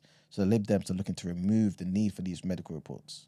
Yeah, like I said before, Conservatives, they're against the whole gender identities spectrum. They just want to make it based on biological sex. But with regards to this whole process, well, Labour and the Conservatives have previously pledged to simplify the process of gender recognition as well. And like I said, the last thing I wanted to say is that they want to also put in place a complete ban on so-called conversion therapy, right? Theresa May, she said first that she would bring in a conversion therapy ban in 2018, but that same ban that she promised back then still has not been made law. But yeah, this is what they're looking to do. Also, they're looking to give 16-year-olds the vote. That's what they're trying to do now. Yeah. I think this could be a potential topic of the day. But yeah, long story short, the Lib Dems are looking to give voting rights to 16 and 17-year-olds as they believe it will help to engage younger people as well. I remember seeing something online from Fred, big up Fred from 90s Babies, and he was talking about how he believes certain people over a certain age shouldn't be voting. You know what I'm saying? So I believe that could be a good topic of the day as well, especially as the younger people are the ones who are going to have to deal with all the changes. You know what I'm saying? So yeah, Lib Dems are looking to bring in the votes for 16 and 17-year-olds. And they're looking to rejoin the single market as well. At the heart of this entire thing, they're basically promising to, voters that they're looking to fix the UK's relationship with the rest of Europe. Again, there's not loads of detail on this, and I feel like a lot of these parties have kind of done that deliberately. But long story short, they're saying they're including a pledge to seek to rejoin the single market with in their words, a longer term objective of rejoining the EU. Right? So again, like I said, this is very different, like a completely different plan to what Labour and the Tories are saying as well. Who are basically ruling out the single market, the customs union, and even joining the EU itself. They're saying, we've done the Brexit, done. You know what I'm saying? So again, that's a very big difference. So if you care about that, Lib Dems are saying that that's something they're looking to deliver. All right. I'll try and be quick with this one as well. This is also just to briefly go over the manifesto of the Green Party. So I know a lot of people obviously feel disillusioned, don't want to vote for the Tories or Labour, and they feel like the Green Party is a viable alternative. So let me just go through that quickly. The first thing that they pretty much want to change is the amount of money they're putting into the NHS. They're saying there's going to be a huge cash injection into the NHS. They're saying in the first year they're looking to increase the budget in England by £8 billion. It's currently £165 billion. It's crazy how much money goes into the NHS, but currently it's £165 billion, and by 2030 there will be £28 billion more. There'll be more for public health too, and that's going to be delivered by the councils. So that's the biggest thing, the main thing that the Green Party are trying to implement. Also, and I mentioned this yesterday, they're also looking to raise £151 billion a year in new taxes. So of course, you know who they're going to be taxing. They're going to be taxing those who are wealthy. And they're looking to do this by taxing 1% a year on the assets of people who have more than £10 million worth of assets, and then 2% extra for those who have assets worth more than £1 billion. So that's basically where it's coming from. So it's not coming from, I guess, regular people who kind of maybe earn up to 150k. It's more so on the really wealthy, right? A lot of tax experts are doubtful that this would raise as much money as the Greens are basically suggesting. You know what I'm saying? A lot of people who are wealthy obviously have certain ties to the UK that kind of benefit the UK. So obviously, if you really kind of mess with that too much, they could threaten to leave, and that would obviously have a detrimental effect on the UK's economy. So I'm not too sure about how feasible that is. Next thing as well, they're looking to tax those who earn more than £50,270. And again, this is something I mentioned yesterday. Hence me saying they might need to go to Out Ere. But again, there's more information here. The Green Party's proposal is to raise NI, national insurance, basically for people who earn above 50k. I believe at the moment, I think yesterday I gave the figures, I think it was above 50k, NI is 2%. They want to raise that to 8%. So bear that in mind, people. So yeah, long story short, if you pay a higher rate tax at 40% on some of your pay, you are in the small minority of the population who earn more than the higher rate threshold of that £50,270. And currently, out of the 67 million pounds in this population, 5.8 million people are out of the are part of that, basically. And yeah, so they're going to be increasing your NI. They're also looking to scrap university tuition fees. So again, if that's something that you care about, that's what they're looking to do. They're making a renewed pledge to scrap university tuition fees. The party says that they would be able to fully fund every single student and bring back maintenance grants as well. This is a very expensive promise. we know the Lib Dems backed out of this back then. We know Corbyn tried to do this, and now Starmer, who's throwing him under the bus again, is saying it was a silly manifesto, it wasn't feasible. Well, the Green Party is saying this is what they're planning to do.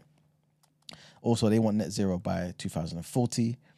Yeah, basically, they don't want the UK to be contributing to any of the greenhouse gases in the atmosphere, and 2040 is the latest date where they hope to achieve that. VAT-free culture, that's what they want as well. They're saying that they would invest £5 billion into community sports, art and culture in England over the next 5 years, and they want to remove VAT from all cultural activities across the UK. No detail on where that money's going to come from yet. Maybe as discussions continue, they'll enlighten us. By the moment, that's what they're looking to do. They're looking to dismantle Trident, man. Yeah, that's what they're trying to do. And they're looking to stay in NATO, of course. I don't think anyone would have spoke about trying to leave NATO, to be fair. But that's what they're looking to do. And also similar to, well, not entirely the same, but similar to what the Lib Dems saying, free personal care as well. That's what they're trying to implement. They have a plan of investing to mend. That's their catchphrase, I guess. Investing to mend. And this includes an additional £20 billion to tackle the crisis in adult social care. They're also claiming that increasing the taxes on the wealthiest and also a carbon tax would raise up to £150 billion a year to fund these particular promises as well. And they're arguing that by putting more money into early support for older and disabled people at home or in care homes, this would actually take some of the pressure off the NHS as well. So you wouldn't need to put as much money, I guess, into the NHS. And at least you just lessen the burden. I remember the woman speaking about this in that debate on the BBC. And the next thing as well is rent controls and no-fault evictions. So two key elements of the Green Party's housing policy seem to be lifted from the party's experience of being in government in Scotland until April, right? So any MPs who were elected for the Greens are looking to campaign for councils to be allowed to impose rent controls as well as banning no-fault evictions. So the whole no-fault evictions, obviously that's kind of fallen by the wayside now, but that was one of the plans of the Tories. But yeah, long story short, in Scotland, the SNP and Green Party coalition introduced a 3% rent cap for private tenancies. Yeah, and basically they're looking to kind of do something similar here. So rent controls is something that they're looking to bring in. And also, last thing is they want to nationalise the railway. Also the water and energy. So these, I don't even know where the money's going to come from for this. But again, I don't want to be biased and whatnot. They want to reverse all the privatisation that the Conservatives under Margaret Thatcher basically put into place. So they want to bring back, I guess, the power. They want to put it back in the hands of the British people. Fair dues to them, I guess, if you believe that that's better than privatisation. But yeah, long story short, that's what they're looking to do as well. So yeah, guys, sorry to keep going on, but that was the two manifestos on the surface level that the Lib Dems are trying to bring forward, and the Green Party as well. Hopefully, I believe Labour Party is dropping theirs today. So hopefully, I'll be able to talk about that tomorrow. But yeah, that's pretty much it for the People's Journal. All right, then, let's get into Woke or Joke.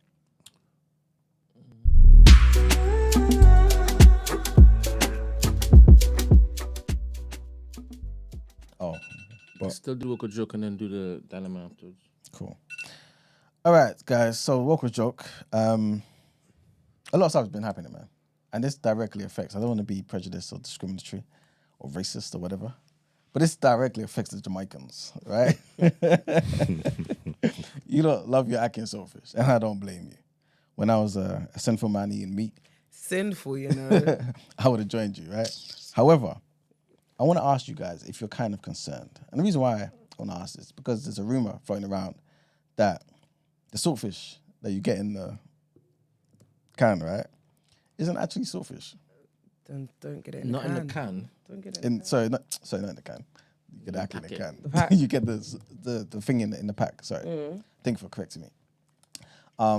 Yeah, it might be something else. Oh, apparently what they're saying is they're kind of doing this slowly to introduce the idea that we can get meat that would still serve the same purpose as ackee and saltfish. You still feel like you're eating the same thing, but it comes from a cheaper source.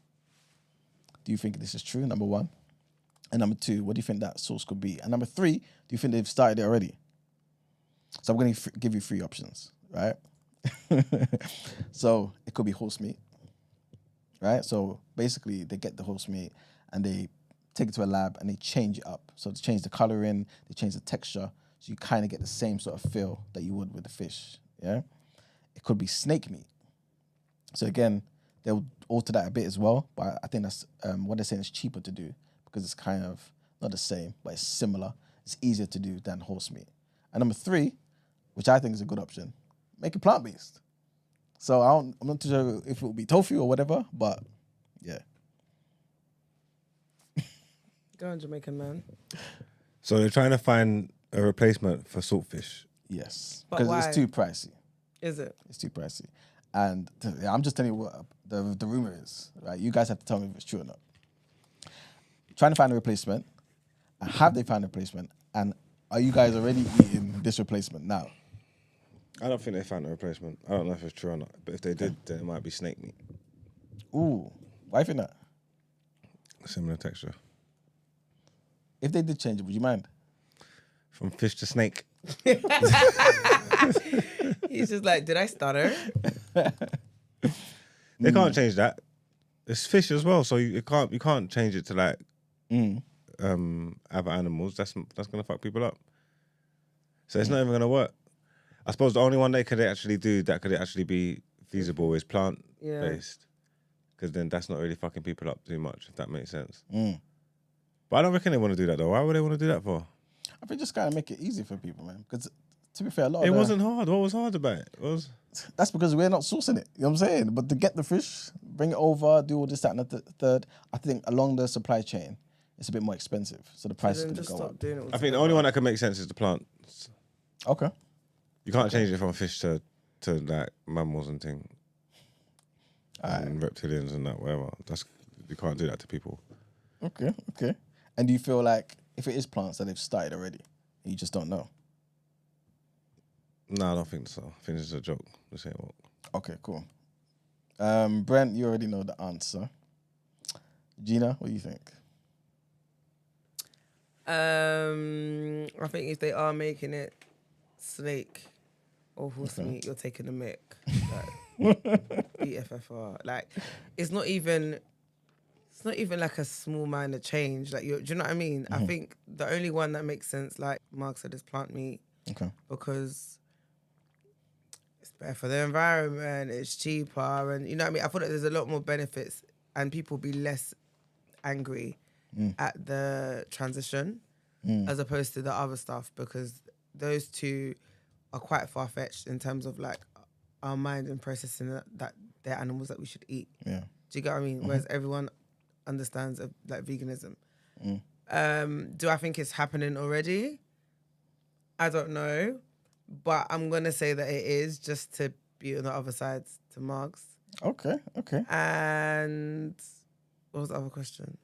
Yeah, I think that's it. Okay, yeah. If it's happening already. All right. Brent, if you don't mind playing the video, please. In the chat, people are already saying just buy a cod. So it looks like people have already heard the rumors, man. Hi everyone. I don't normal buy this kind of soulfish, but I purchased 3 packs the other day and I used one and it wasn't taste very nice, so I did have a bit of suspicion, so I threw it away. Then I took out the next pack today and try it, but I say I'm gonna look where it's from. When I look, it's on the pack said product of UK, and then when I look I can see it's made in China, and I see that number and I rang it, and the number that I rang, I get someone. They told me they are from the Midlands, and I asked him, what is this? Is this a saltfish? He told me I must speak to Trading Standard because no one buying in expensive product anymore. Everyone going for the cheaper stuff. So I asked, what is it? He told me he have no comment on my question. I must speak to Trading Standard. And I have a very, very good look on this thing that they said is saltfish, and it's not saltfish, it's snake. You can see that's the reason why they tear the skin off. And when you put it in the water, it's all curled up. No saltfish is like that. And saltfish come with scale. Please, all of these people out there that's buying this saltfish, please stop it, because we are eating rubbish. It's not saltfish as you think. This is pure snake. I don't know why Chinese people are so wicked. Yes, because they're selling rubbish. They doesn't care because they are not eating it. They only want their money. And please, everyone out there that's buying this brand, as you can see it, please do not buy it. It's not saltfish, it's snake. Thank you very much. And please pass it on to the world that they can see. That's the reason why we are getting so ill, because so many rubbish they are selling now. Snake, man. Yes. What do you think?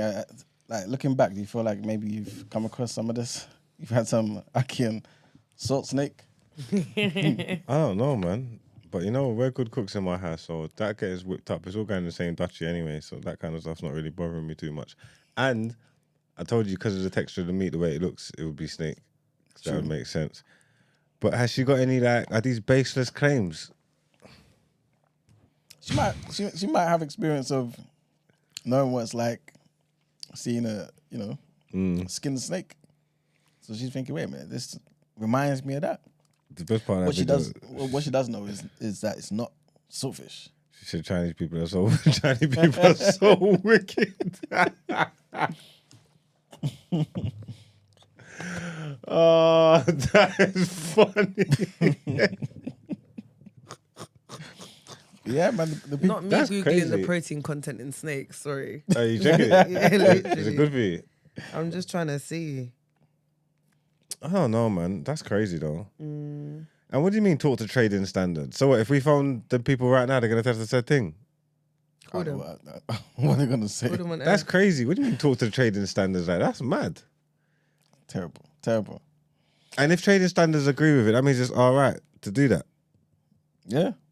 Ain't that like full advertising or something like this? Ain't like, surely there's other conversations to have there. Like, that's not, how can that be right? Yeah, 100%. But I guess maybe for a lot of these people, if you're not caught, you can get away with it. Then that's it. Because we do it all the time. We all believe that that's coffee. We all believe that this is water. You know what I'm saying? But there's a certain, I guess, threshold of impurities and toxins and everything that we eat that companies are allowed to get away with, I guess. So it is what it is, man. That's crazy. I want to know why she's adamant it's snake though. But that's wild. But yeah, man. Apparently the video is old, but it's circulating again. So maybe this is because there's been a resurgence of snake meat. You know what I'm saying? In packets and whatnot. So guys, stay woke out there. You know what I'm saying? Like people in the chat are suggesting, maybe just get cod or just come over to this side. The plant-based lot will welcome you. You know what I'm saying? Or just don't eat Akin saltfish. Yeah, that is true too. But it's a national dish. No, I hear it. I can saw fish is leng, man. Yeah, it's nice though. I guess because when you were talking, I was thinking I ain't eating that in ages. But again, it's because I'm not Jamaican, so it's not like a common thing that I would eat. Why are you looking at me? No, man. I'll make you some. All right, people. I think we can go on to the Dilemma. All right, then. So this is from Damsel in Distress, who is in her early 30s. It says, I met a guy recently. We get along so well. He knows how to engage and carry a conversation, etc. I'm so comfortable talking to him. We have banter and serious convo. We talk about our faith, business, etc. We've met up a couple of times, and this is the dilemma. He's a bit of a catfish and doesn't smell pleasant. I've asked my male friend how he would want to receive this information about the smell. I can accept the catfish. He's just a lot heavier than he looks in his pictures. But the fact that I feel like he's a safe space when we talk, I can look past the extra weight. The smell, though, as mentioned, we've met twice, and the first time I thought, okay, maybe there's something off today. If it's there, the next time I'll tell him. I think it's a scent from poor hygiene or not washing his clothes. He's just not fresh, and a scent adds to the attraction. Anyway, my approach was going to be just to tell him straight, but my friend said I should just mention things that I like in hopes that he would get the clue. But he didn't. I need to address this the next time I see him. What's the best way? I would say, scent is a big thing for me, Like, it definitely adds to the attraction, and you can't be smelling. Where's this? What smell are we talking about, though? She What just is this? said it. Is it his clothes? Do you know why I don't think his it's underarms? You know what? The fact that she's met him twice, and the smell's consistent. Yeah, I don't. It's not a one-off. And she said it. She said it's a scent from poor hygiene. So what halitosis? No, because she said he had bad breath. If that was the case, but I think she said she thinks it's a scent from poor hygiene or not washing his clothes. So it's like an odor. It's like perfume. That is long. That is awful. Like, yeah. I think you should definitely tell him. I think just tell him straight up. Because see what happens when you beat it around the bush and listen to your friend. Now you've got to wait again to tell him. Or maybe just ask, what cologne do you use? And see what he said. Like, what perfume do you use? What perfume do you like? And see if he says, I use this. Or he might not even use any. And be like, I think you should start using perfume. Or if he does use, say you don't like it, innit? Then I guess he'll make an effort to... Not that you But don't can I like be it, but honest? It's kind of... No, even this is nonsense, because if you have a scent, you can't hide it with cologne. It will just make it worse because it will marinate together. Do you get what I mean? He needs to deal with the issue at hand, which is the poor hygiene or washing his clothes. So how are you going to tell him? Big man. I'm joking. I don't know. I hate having awkward conversations like that. So long, but you kind of have to say it though. Yeah, so how are you telling him? How am I going to tell him? I'll be like, I'm joking. I'm trying to think how I'd tell him. Like, if I met him and he smelled again, I'd be like, are you having a bit of an off day today? Like, as a bit of a joke, and kind of see how he takes it. And I think that should make him a bit more cautious. You know what it is? It's a rattler when I think about it, to be like, hi, I don't mean to have this really awkward conversation with you, but I kind of feel like I have to. I've noticed you've got a bit of a scent, and the last couple of times I've met you, I've smelled it. The first time I thought it was a one-off, but it isn't. But you see, there seems to be a scent that's kind of a bit off-putting. Like, I really do like you, and I don't want this to like cause an issue, which is why I'm having this uncomfortable conversation with you now. But please don't hate me. That sounded like too many words. Don't you think, Brent? Of course, but I just wouldn't. Yeah, yeah. So if you smell funky the last 2 times I've seen you, do not let there be a third time, big man. just leave it at that. And he might be like, shit. He's gonna come smelling like every aftershave he's ever owned. Get me? He's gonna mix in flavors. I think if you shame someone, if you be blunt and shame them, I think that might have the No, but you know what it is about Yes. the shaming, yeah? My The thing best is, I response. think I'm big on delivery, innit? I think you can always deliver a message, like, kindly. Because what I don't want to do is, it's embarrassing regardless, innit? Me telling you is going to be embarrassing. I know what that's going to do. Not long term, but do you get what I mean? It's not something that you're going to just be like, all right, cool. No one wants to hear that they stink. So I'm going to try and soften the blow. And if that means using bare words, I'm going to use every letter in the alphabet just to kind of soften the blow a bit, because I feel like the information I'm giving you isn't going to be nice. Do you get what I mean? I think you have to be direct though, because I feel like buying cologne, or someone said getting your feminine energy and wash his clothes. Are you get out of the convo, man, brother? Someone you've been on 2 dates with, I'm now going to be like, oh, let me wash your clothes. Make it make sense. That's got nothing to do with feminine energy. Anywho, yeah, I just think tell him straight, personally. How would you want to receive the information as a guy? Not you as in fuck the family. Let's remember, not everyone's like you. So. No, I just prefer it straight. Straight cold. Someone said, "Oh, last time I met you, you stank." Yeah, I'd rather you tell me as the stink's happening. I'd rather you be like, "Oh, you smell today." Like, what? Yeah. And what would you say? I don't know, but I'd be embarrassed and I won't smell ever again. I'll tell you that much. I hear it. I'll tell you that much. I don't know how enough. I'd navigate those waters, but that would be the last time you get to tell me that, boy. Trust me. And every time I come in here, I make sure I douse myself in bleach I hear it. before I leave the yard. Like, it ain't happening again. Like, that's crazy. You know what? Can I quickly say something that I find really interesting though? Yeah. You know That when is I'm crazy. Sorry, You know Danielle when said. ask him if he prefers to shower in the morning or evening or both. That would be your favourite washing powder. That's not gonna work. So, do you prefer to shower in the morning or the evening? Oh, I'm a morning man. Really? Yeah. Like, you know, like, Or do you, because how do you do you scrub your armpits with lemon or lime? Do you, or both? oh, do you now? Do you scrub with lemon or lime or both?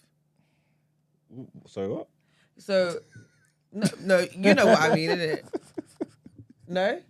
So in Caribbean culture, like if you like have BO or bad armpits, do they not make you scrub with lemon or lime under your armpits? You scrub with lemon?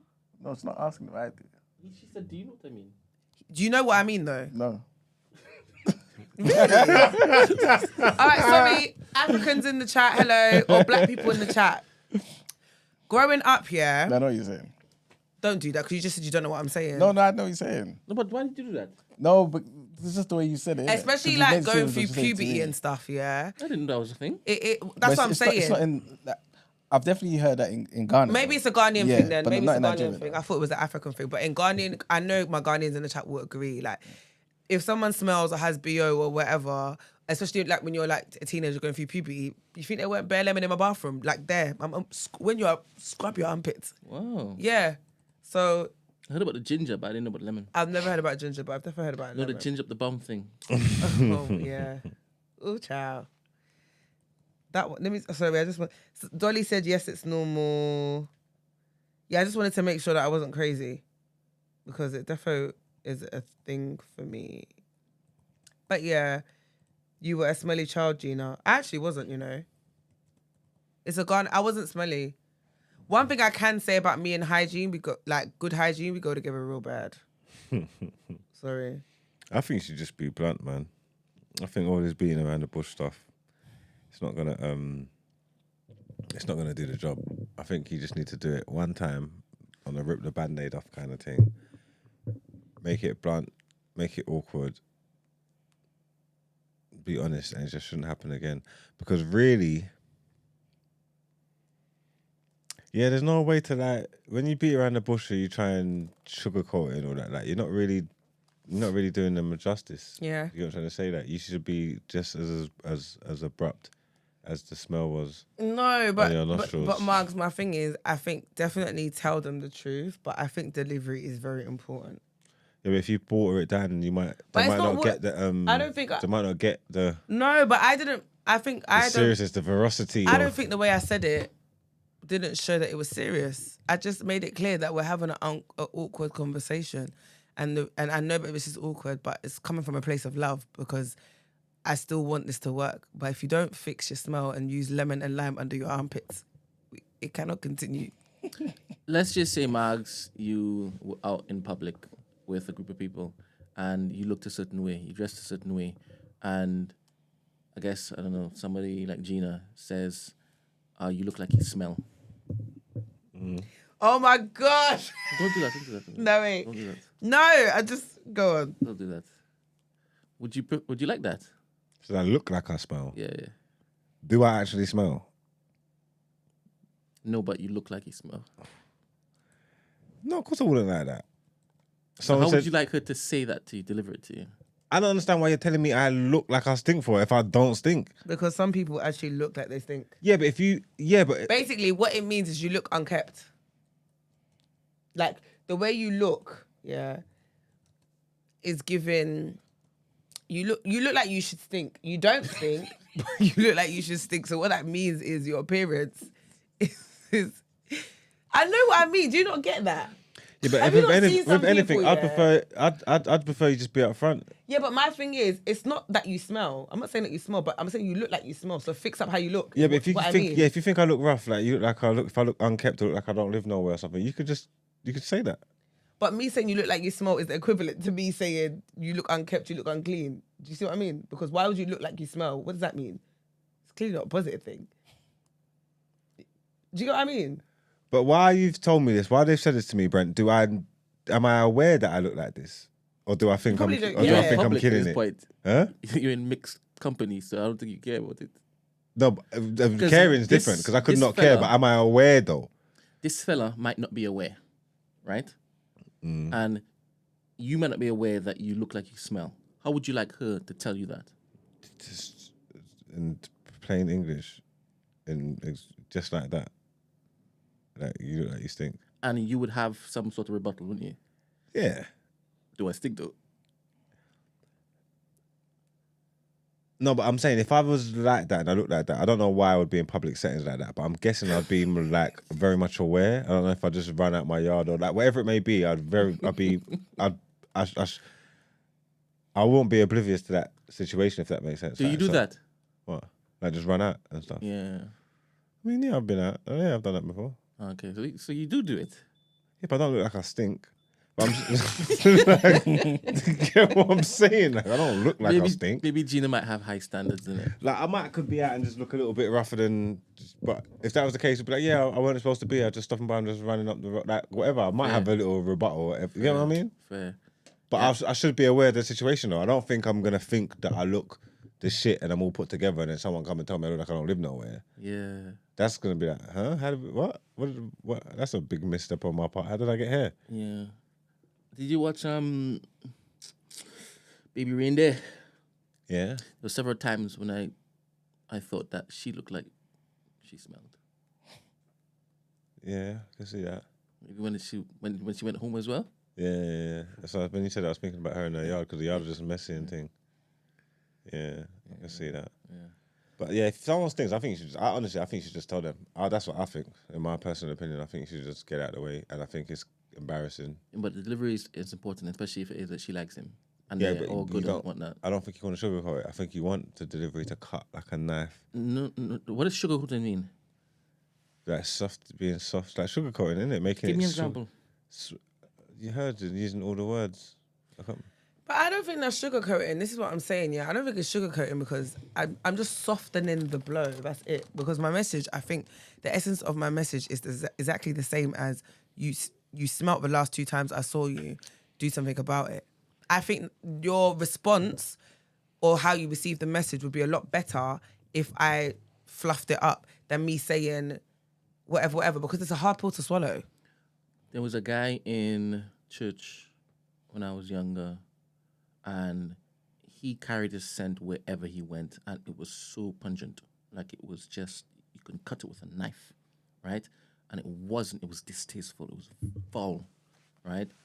And I think Des went to him, put him to the side and basically told him, or asked him, hey, do you know that, you smell? And he's like, huh?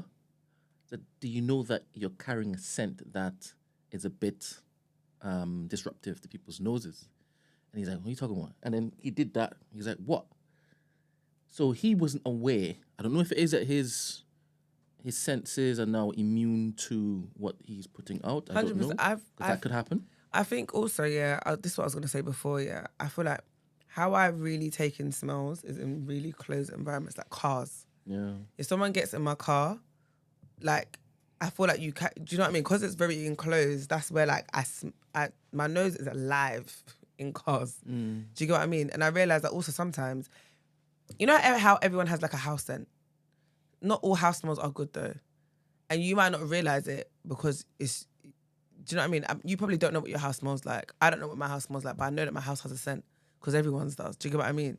So he's probably immune to it. And it's probably just normal. Like I can't smell my perfume. Like my friend came to my house yesterday and took something from my car. I was like, right, how much do you put on? I was like, I dose myself. I was like, because generally speaking, I smell it in the moment, and after that, it's gone. So imagine your own body like smell. I can imagine you getting immune to it. Cool. Since then, he got it checked, and he had a condition. Okay. And he couldn't even smell what people were smelling. Really? Yeah. Since then, also he got married. So he fixed it, and he got married. Love that for him. Yeah. So if it is you like the guy, I think you should approach it with some tact. Nicely. Yeah. Don't be brash and whatnot, because why are you doing that? Like, what for?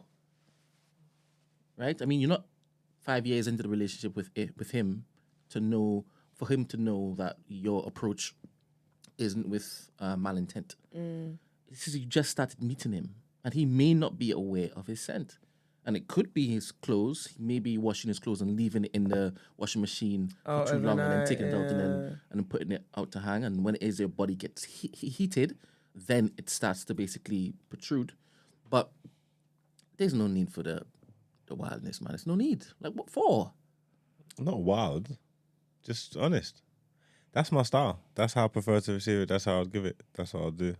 That's just me. I'm just honest.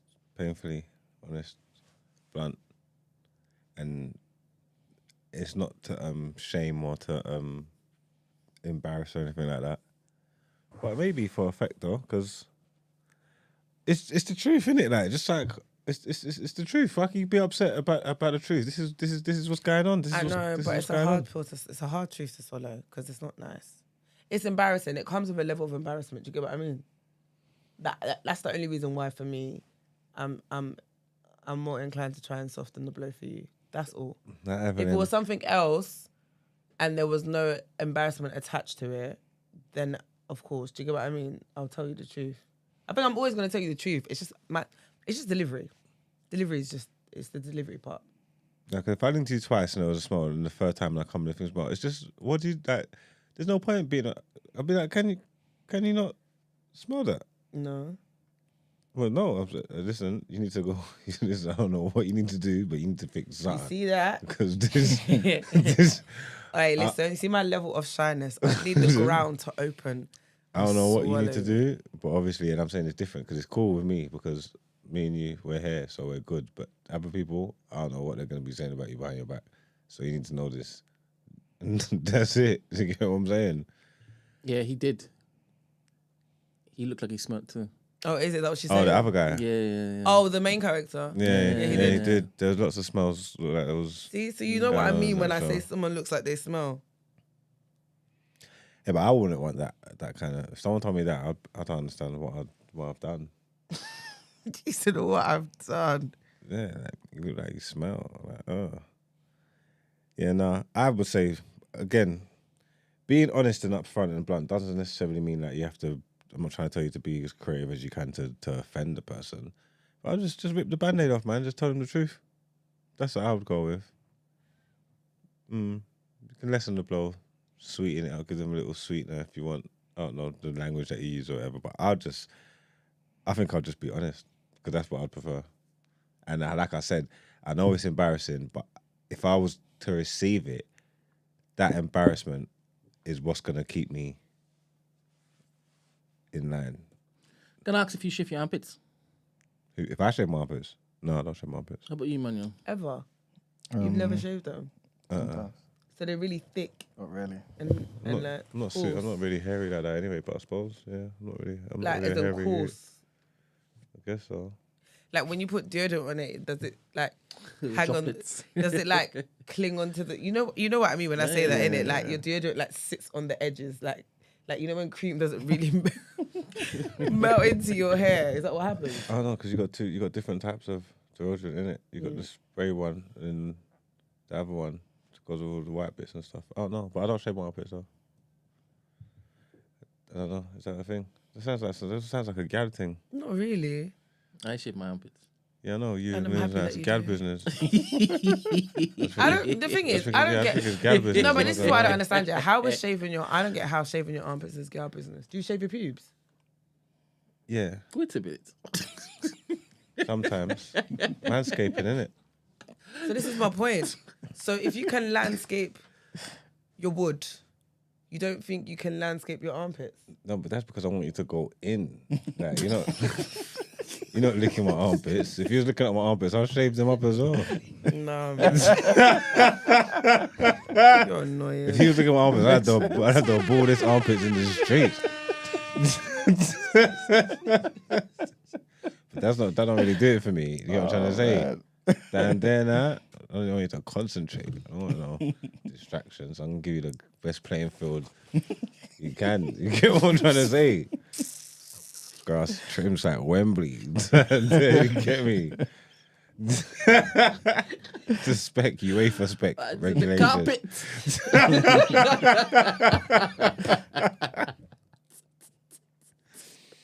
But I'm not like an overly hairy, superly sweaty, like stinky man, if that makes sense. I have to like be going through stuff to be to get like that. You get me, like. But on average, I'm kind of all right. I'm lucky. Okay. But sis, basically, we think you should tell him. I think you should tell him direct, but soften the blow with your words as much as you can. Or you can take the I shot your dad approach like Margs and just tell him straight up you stank. But I think you definitely have to address it though, because it does add to the attraction, and you do seem to like him. So, and you've also overlooked the fact that he's a catfish. Pick a struggle. You can't be a catfish and stink. Sorry, that was harsh. But yeah. But I like the fact that he's actually really likes him, even though he's a bit fluffier in real life. Yeah. Fluffy people need love too. Would you? Would I? Oh yeah, you told me already. You don't. Can't. I would. It depends on the level of fluff. Like if it's a hey there little pop and fresh, just a like if it's just a tad, I can 100%. Fair. Just if it's a tad, 100%. Lastly, you, Manuel, advice? Yeah, I think you should definitely tell him, man. And I feel like the way she should tell him should be kind of like how Gina was saying, like be nice with it, man. Obviously, be clear. Obviously, like the guy and whatnot, and then just let him know. We have to let him know. Yeah. Cool. That's Thank you. much it. All right. Last headlines. Yep.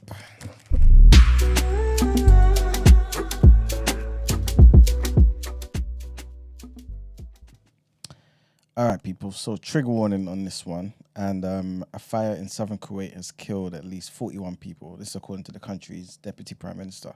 The blaze started in an apartment housing workers in the city of Mangarf and was reported at around 6 a.m. in the morning, obviously. Deputy Prime Minister Sheikh Fahad blamed the building's owner for the blaze, saying that safety violations appear to be contributing factors. He also said, unfortunately, the greed of real estate owners is what leads to these matters. State-run news agency KUNA said another 15 people were injured in the fire and has been brought under control. Another senior police commander said that while dozens of residents were rescued, unfortunately, there were many deaths as a result of inhaling smoke from the fire. Next headline, and this is a trigger one on this one as well. And one person is dead after a gunman hijacked a bus in Atlanta before leading police on the car chase for miles from the city into neighbouring suburbs. So police said that one person was fatally shot after a gunman identified as 39-year-old felon Joseph Greer hijacked a commuter bus with 17 people inside shortly after 4:30 p.m. on Tuesday near downtown Atlanta, prompting passengers to frantically text loved ones and call 911 for help. Atlanta Police Chief Darren Scheibaum said in a Tuesday evening news conference that our initial call was of a gunman on the bus that was holding hostages and possibly there had been a discharged weapon. An officer arrived about a minute after the initial 911 call and confronted the perpetrator, who then held the bus driver at gunpoint and forced him to speed away, which then sparked the chase. Atlanta police said that the bus was eventually stopped miles away in neighbouring DeKalb County, and Greer was then taken into custody. And Greer, like I said, he's a convicted felon with 19 prior arrests. He was armed with a handgun. A passenger aboard the bus was then found with a gunshot wound and taken to hospital, where unfortunately they later died. They have not been formally identified. And our last headline, Russian Navy ships arrived in the Cuban port of Havana on Wednesday ahead of planned military exercises in the Caribbean. So the 4-ship group included a frigate, a nuclear-powered submarine, and 2 support vessels, which is a fuel ship and a rescue tug as well. With Florida just 160 kilometers away, the visit is widely seen as a show of force by Moscow as tensions arise with the US over Russia's war in Ukraine. The mission comes less than 2 weeks away. 2 weeks after Joe Biden authorized Kiev to use US-provided weapons to strike inside of Russia. So the Russian Defense Ministry said that the group of 4 vessels conducted missile drills in the Atlantic Ocean en route to Cuba. Washington says they will closely monitor the ships, which are expected to remain in Havana until the 17th of June. Cuba said last week that the visit was standard practice by the naval vessels from countries friendly to Havana. So we'll see if that's the case, man. We don't want another, Cold War. But yeah, that's the situation. It's time to pay the bills. All right, let's get into the reaction.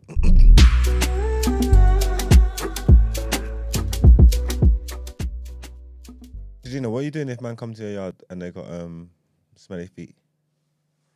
If they come to your yard and kick your trainers they take off. off their shoes. I'm telling you, that one I can't even hold it in. Because that's right there and there live. I'll be like, I'll be like, is that your feet? I'll be like, I beg, put your shoes back on. That's crazy. But wait, I should say, because No, I hear you. I'm saying smelly feet's crazy. It's potent, and it's always gonna be you take off your shoes and then no, I'll say to put your shoes back on. Or I'll open it, like, what's that smell? Yeah, and then I'll do panto for a bit, and I'll be like, nah, what's that smell? Like, wait, you can't smell that? I'll be like, nah, it's really annoying me. And I'll be like, wait, is that your feet? I'll be like, oh dear. This is literally how I'll be like, oh dear. I'm like, oh, do you want to put your shoes back on? Yeah, that's crazy. I'll be like, you don't clean between your toes. But sometimes it's not the foot, it's the trainers. No, isn't it's the, or sometimes people's trainers are in a bad way, so it doesn't matter what. Or your socks. It doesn't matter how fresh the sock is once you put it in that foot. Yeah, exactly. And I'll be like, oh, do you want to air out your trainers? Or I'll put, nah, it's too late actually. Or it might not be. It might come from the trainer. Yeah. So I might just have to leave them outside or air them out. Do you know what I mean? That's crazy. Mad thing, sad thing. All right, well, welcome to the reaction, people, where I read out sports headlines. We ain't got many for you, but in some basketball news, we pay tribute to the late great Jerry West. So yeah, Jerry West passes away at the age 86. He is the inspiration behind the NBA logo. So the legendary basketball player whose silhouette became the iconic NBA logo passed away at the age of 86. West had an illustrious 14-year playing career with the Los Angeles Lakers, reaching the NBA Finals 9 times and winning the championship in 1972. He was also a 14-time NBA All-Star and was known as Mr. Clutch for his ability to deliver in crucial moments. After retiring as a player, West transitioned into coaching and later became a successful NBA executive, notably building the Showtime Lakers of the 1980s that won 5 titles. He held executive roles with Memphis Grizzlies, Golden State Warriors, and Los Angeles Clippers throughout his career. West's contributions to basketball were widely recognized, with the NBA Commissioner Adam Silver praising his basketball genius and profound impact on the game, while the Basketball Hall of Fame commended his character and integrity.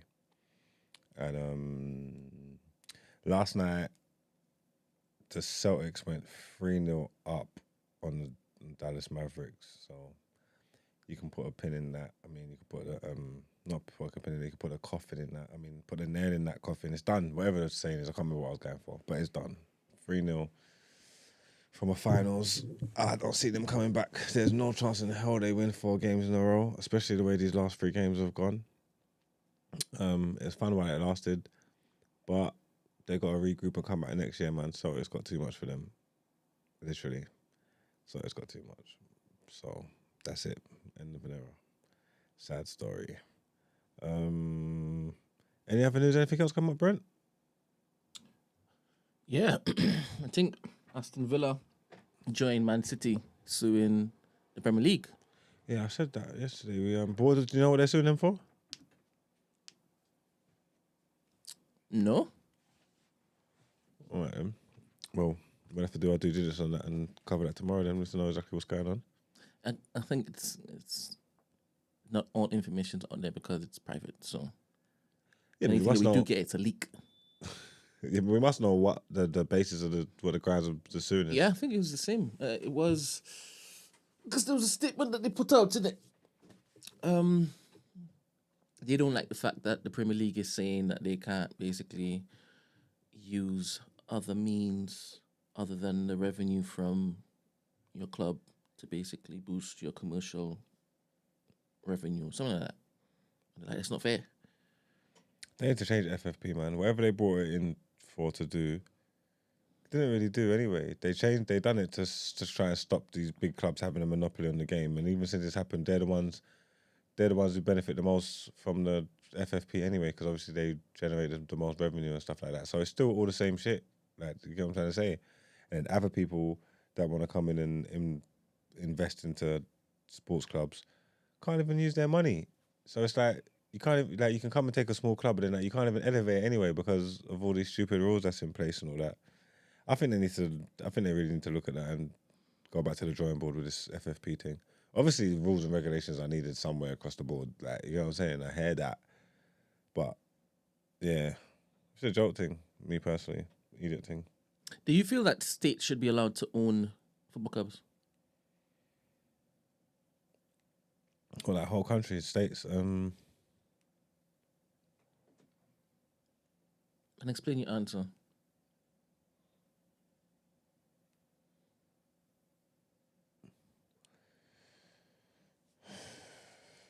I think anyone should be able to own a football club. If you own a state as well, that's just lucky for you, I suppose. I think anybody should be able to own a football club. Like, head of government should be able to, if he's got the money, should be able to come and buy a football club. It's a business, just like he can buy a house, just like he can own a car, just like he can own another business if he wanted to. I think he should be able to own a football club, yeah. Suppose it distorts the amount of competitive spirit within the league in which you are, like, governing.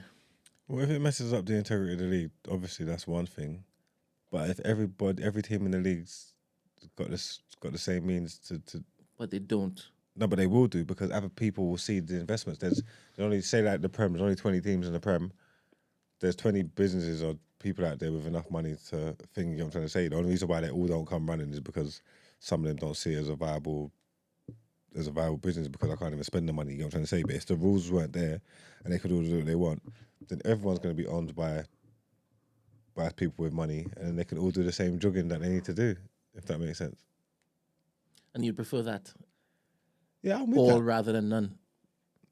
Yeah, I'm with it. I feel like, again, rules and regulations are therefore important, and you have to do everything within reason. But like, say like the Newcastle, you just come and bought Newcastle, and these man got more money than sense. They should be able to use it. Whatever, like, they should be able to use it. It's their money. They own the club. They should be able to use it. So that's just what I believe. Yeah. Capitalist. Well, yeah, all right, man. That's the end of the reaction, man. Let's get to Out Ere.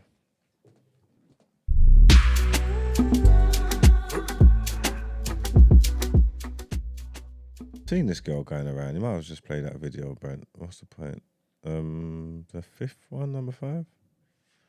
I saw this video going around for a couple of days. Do you know what's wrong with her?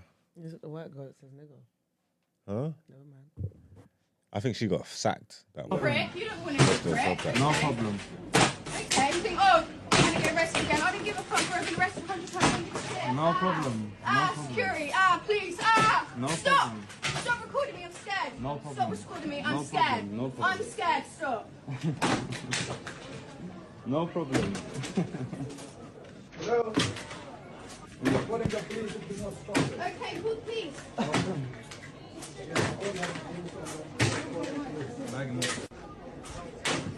Are you gonna grab her or not?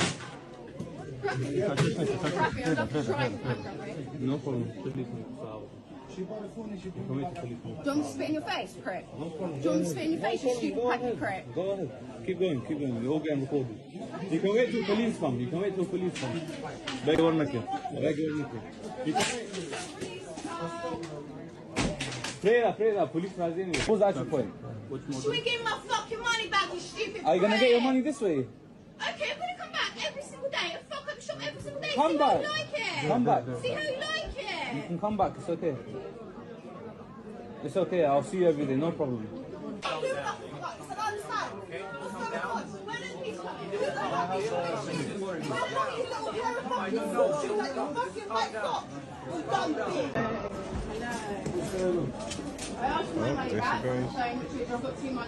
If you don't fucking want to, Why don't they just give her her money, Brent?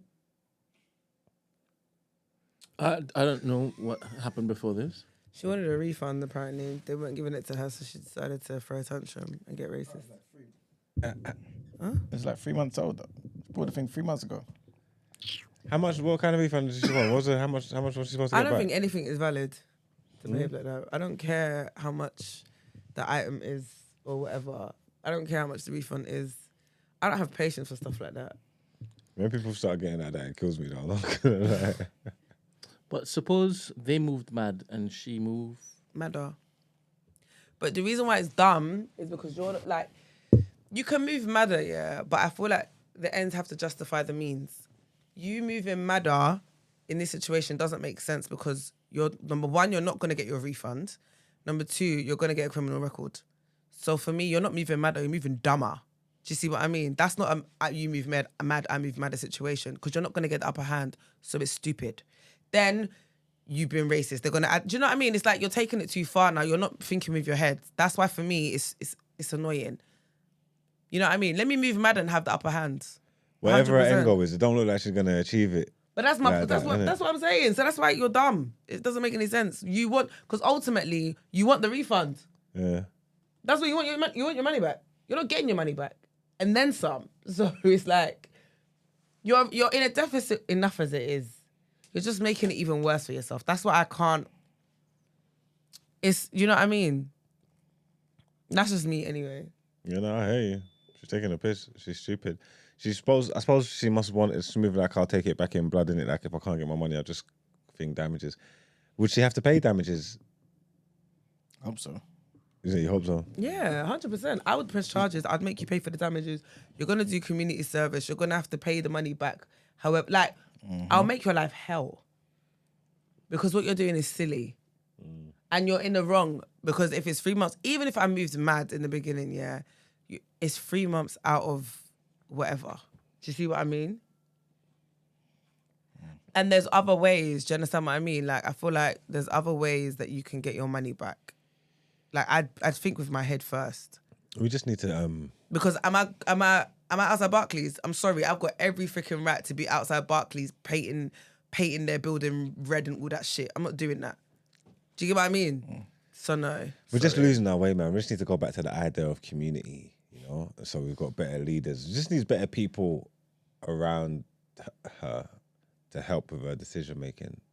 Because I don't know what she was hoping to achieve apart from get arrested. She clearly ain't going to get no refund back. I don't know if she's even entitled to the refund as well. That's the wickedest thing. 'Cause a lot of people be moving this and not even entitled to no refund.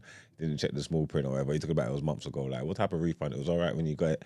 I want more information to understand why she feels like this, but I know it's foolishness. No matter no matter what it is, I know it's just pure foolishness, you get me?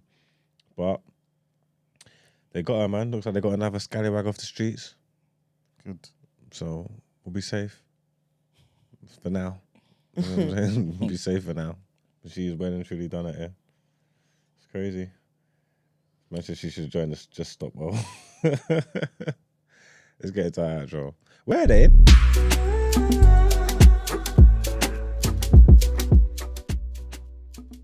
Doing what they're doing, they just don't make the news. They need to put them in the news, man. There was like a one of them for a candidate for Out Ere like weekly. Like normal, you get me, like, and I miss them, to be totally honest with you. Oh, they're about, you know, they did something to the King's portrait the other day. What Last King? week. Charles? Yeah, King Charles. Yeah. I walked You just past, learned. You know when I came on Monday, I came from like Old Cheapsides, and I walked past Barclays. It was all red, but you could tell it happened over the weekend because everyone who was walking past was on their commute, but everyone was stopping to take pictures, and it's clearly new in it. Like the whole bank was red all over, like everywhere. I Well, It's ridiculous. vandalism. Go off. They got them, man. They might make a resurgence during the elections, though. Campaigns while these men are outside on the streets. Maybe. Oh, you're saying they're busy canvassing. I think they got a plan. Something happened to Farage. Was it yesterday? No, I mean when? What happened? Did someone try to attack him or something? I Again? didn't find it. Yeah. After the milkshake thing. Yeah. Hold on a second. Farage got a good PR though, man. He could be a trick. Don't fall for it, man. Farage is a joker. Not our community, just the community, Christy, man, in general. I'm just saying. Listen, not every day BOE. I'm just saying, man. Shit. Have you ever felt part of the community? I can imagine in the estate it's a bit different than where I've lived. Yeah, I feel part of my community. Yeah, community is big. I like community. You know, all the people, the locals, people that live there, the elder people, the shopkeepers, the man at the park, the wardens, just the people. Did you ever rob your local shop? Just like petty stuff, though. Just like shoplifting stuff. Nothing major. Fair. Don't think I affected the bottom line. Just get what I'm saying? Just get a little upper hand here and there. Would you pretend to know boss man and like boss man so that he doesn't think that you would steal some of his stuff? I wouldn't need to pretend. I could like him and know him and still steal some of his stuff. You know what I'm trying to say? It's a dog-eat-dog world we're living in. Go get forward any way you can to get me. I suppose he probably knows that. But community is big. Part of being a community is knowing when to let your customers steal. You know what? Yeah? No, because they might need it. You know what I'm trying to say? Come on, man. You didn't steal bread, though.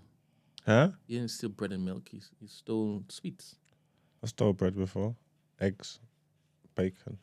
For a fry-up. I needed a fry-up.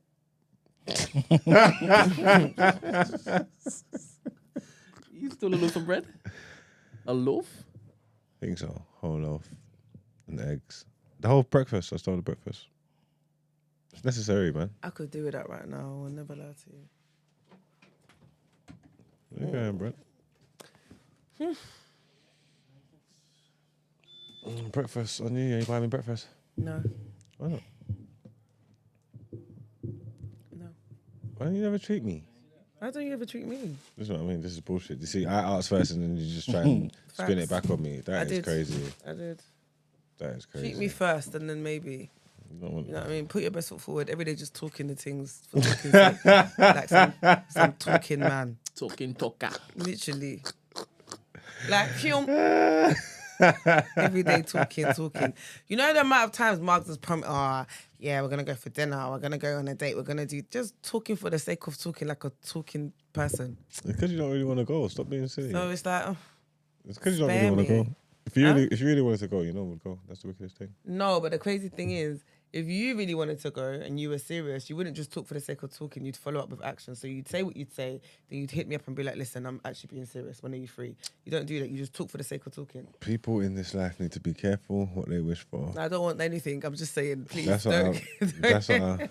what I would say. They need to be mindful, take heed, and be careful. No, exactly. So I'm leaving you to it. What they wish for. I'm not wishing for anything. I beg. I'm just saying, you're just a talking human. I'm gonna start calling you walkie-talkie. Let's get into our outro, Brent. I wouldn't take that if I was you, to be honest. Sorry? I wouldn't have that if I was you.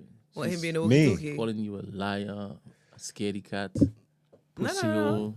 I'm just saying. Panty man. He likes talking. Wow, okay. He likes talking. We'll see then. There's nothing to see here. We'll see. I don't want to guys. I don't want to date with Margs.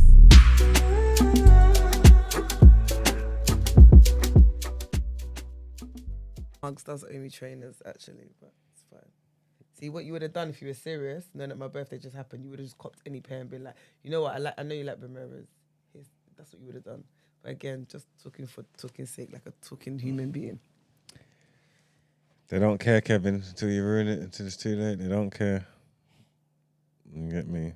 But it's all right, man. don't care till it's too late. That was a great show, people. Thanks for taking part.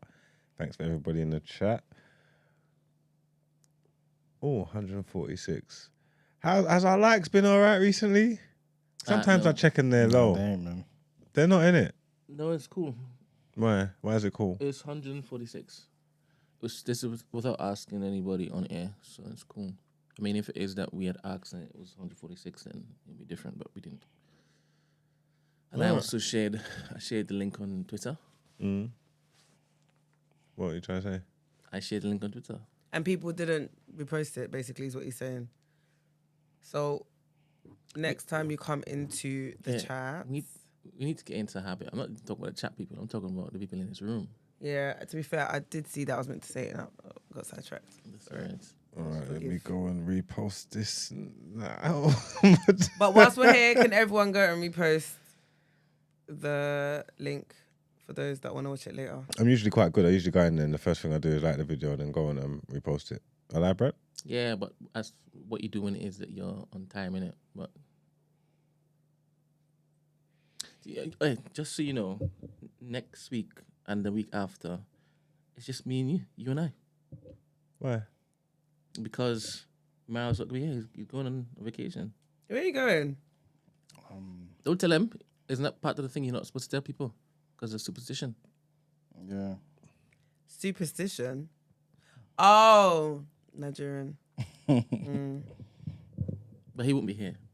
I'll be here in spirit, though. Like Emily. All right, then. So we got this next week. Yeah. 1 week or two? 2. We got this. Where's Gina? I don't know. Get married. Where's Esther? Go catch the bouquet. Where's I'm Esther going to gonna go and catch the bouquet. Many men. The bouquets. And where's Esther gonna be? She's not gonna be here. All right, cool. We got this, man. We're looking forward to it, man. Great week. I want to get some guests on, some experts and stuff. Yeah. To shake the table a little Shake bit. the table up. Shake it, yeah. Boom, shake. Just bring the sexologist up. I'm gonna try and get Daniel also to come through. Tell them step. I've got some guests that there's some girl that I don't want to say it because I ain't got the name of the company now, but she's got the like they got the rice that you see in the microwave and stuff, but she got the jollof one. Oh, hold on. I know who you're talking about. It's gonna annoy me. I was with her the other day. I wanted to come up. It's gone out my head. It's our time to shine, yeah. Yeah. Show them how it's done. Yeah. Idiots. Also, sorry, before we go, quick one. Beats and Bands tickets are out, sorry. July the 21st. Go and grab your ticket. Come and let's have a great time. Where can you see? July 21st. You're not here? No, I'm not here. Where are you? Toronto. Are you going to miss the girl them again? That's twice. You're just hating on me, Room man. full of girl them in spandex, you know? What a damn shame. Well, they don't want me anyway. I can't talk to gal in Beats and Bands. They're like, oh no, your Gina's thing. Please. That's what they say. No, they don't. Are you crazy? No, they do not. No, they don't. Huh? They don't, man. They was walking past. I can't look. You're Gina's, man. Oh, Yeah. whatever. Anyway, guys, if you do want to come, please grab your tickets. It's going to be a great time. We're going to have a great time. Yeah. I feel like you're doing this on purpose. I can't believe I'm always missing it. I feel like I'm not I doing feel it like on I feel like purpose. you don't want me there. But you came to the first one and it was great. Yeah, I think I came to the first one. You was like, not doing this again. You're annoying. But no, if you, come, pull up. It'll be a great time. We're doing things slightly different this time as well. So we're going to have like a whole games night section afterwards. So we're going to have there's going to be opportunities to win prizes, get into teams, teamwork, get to know people, mingle properly. Do you know what I mean? So should be a good time.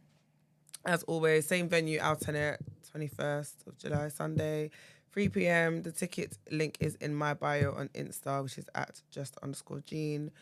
And the TDA family should be there, bar Marks. I don't know about everybody else, but if they're available, I'm pretty sure that they're going to come and pull up as well. I'm definitely there. And it'll be a great time. So hopefully I see you. All right then, man. Peace out, man. Are you in tomorrow? Peace. No.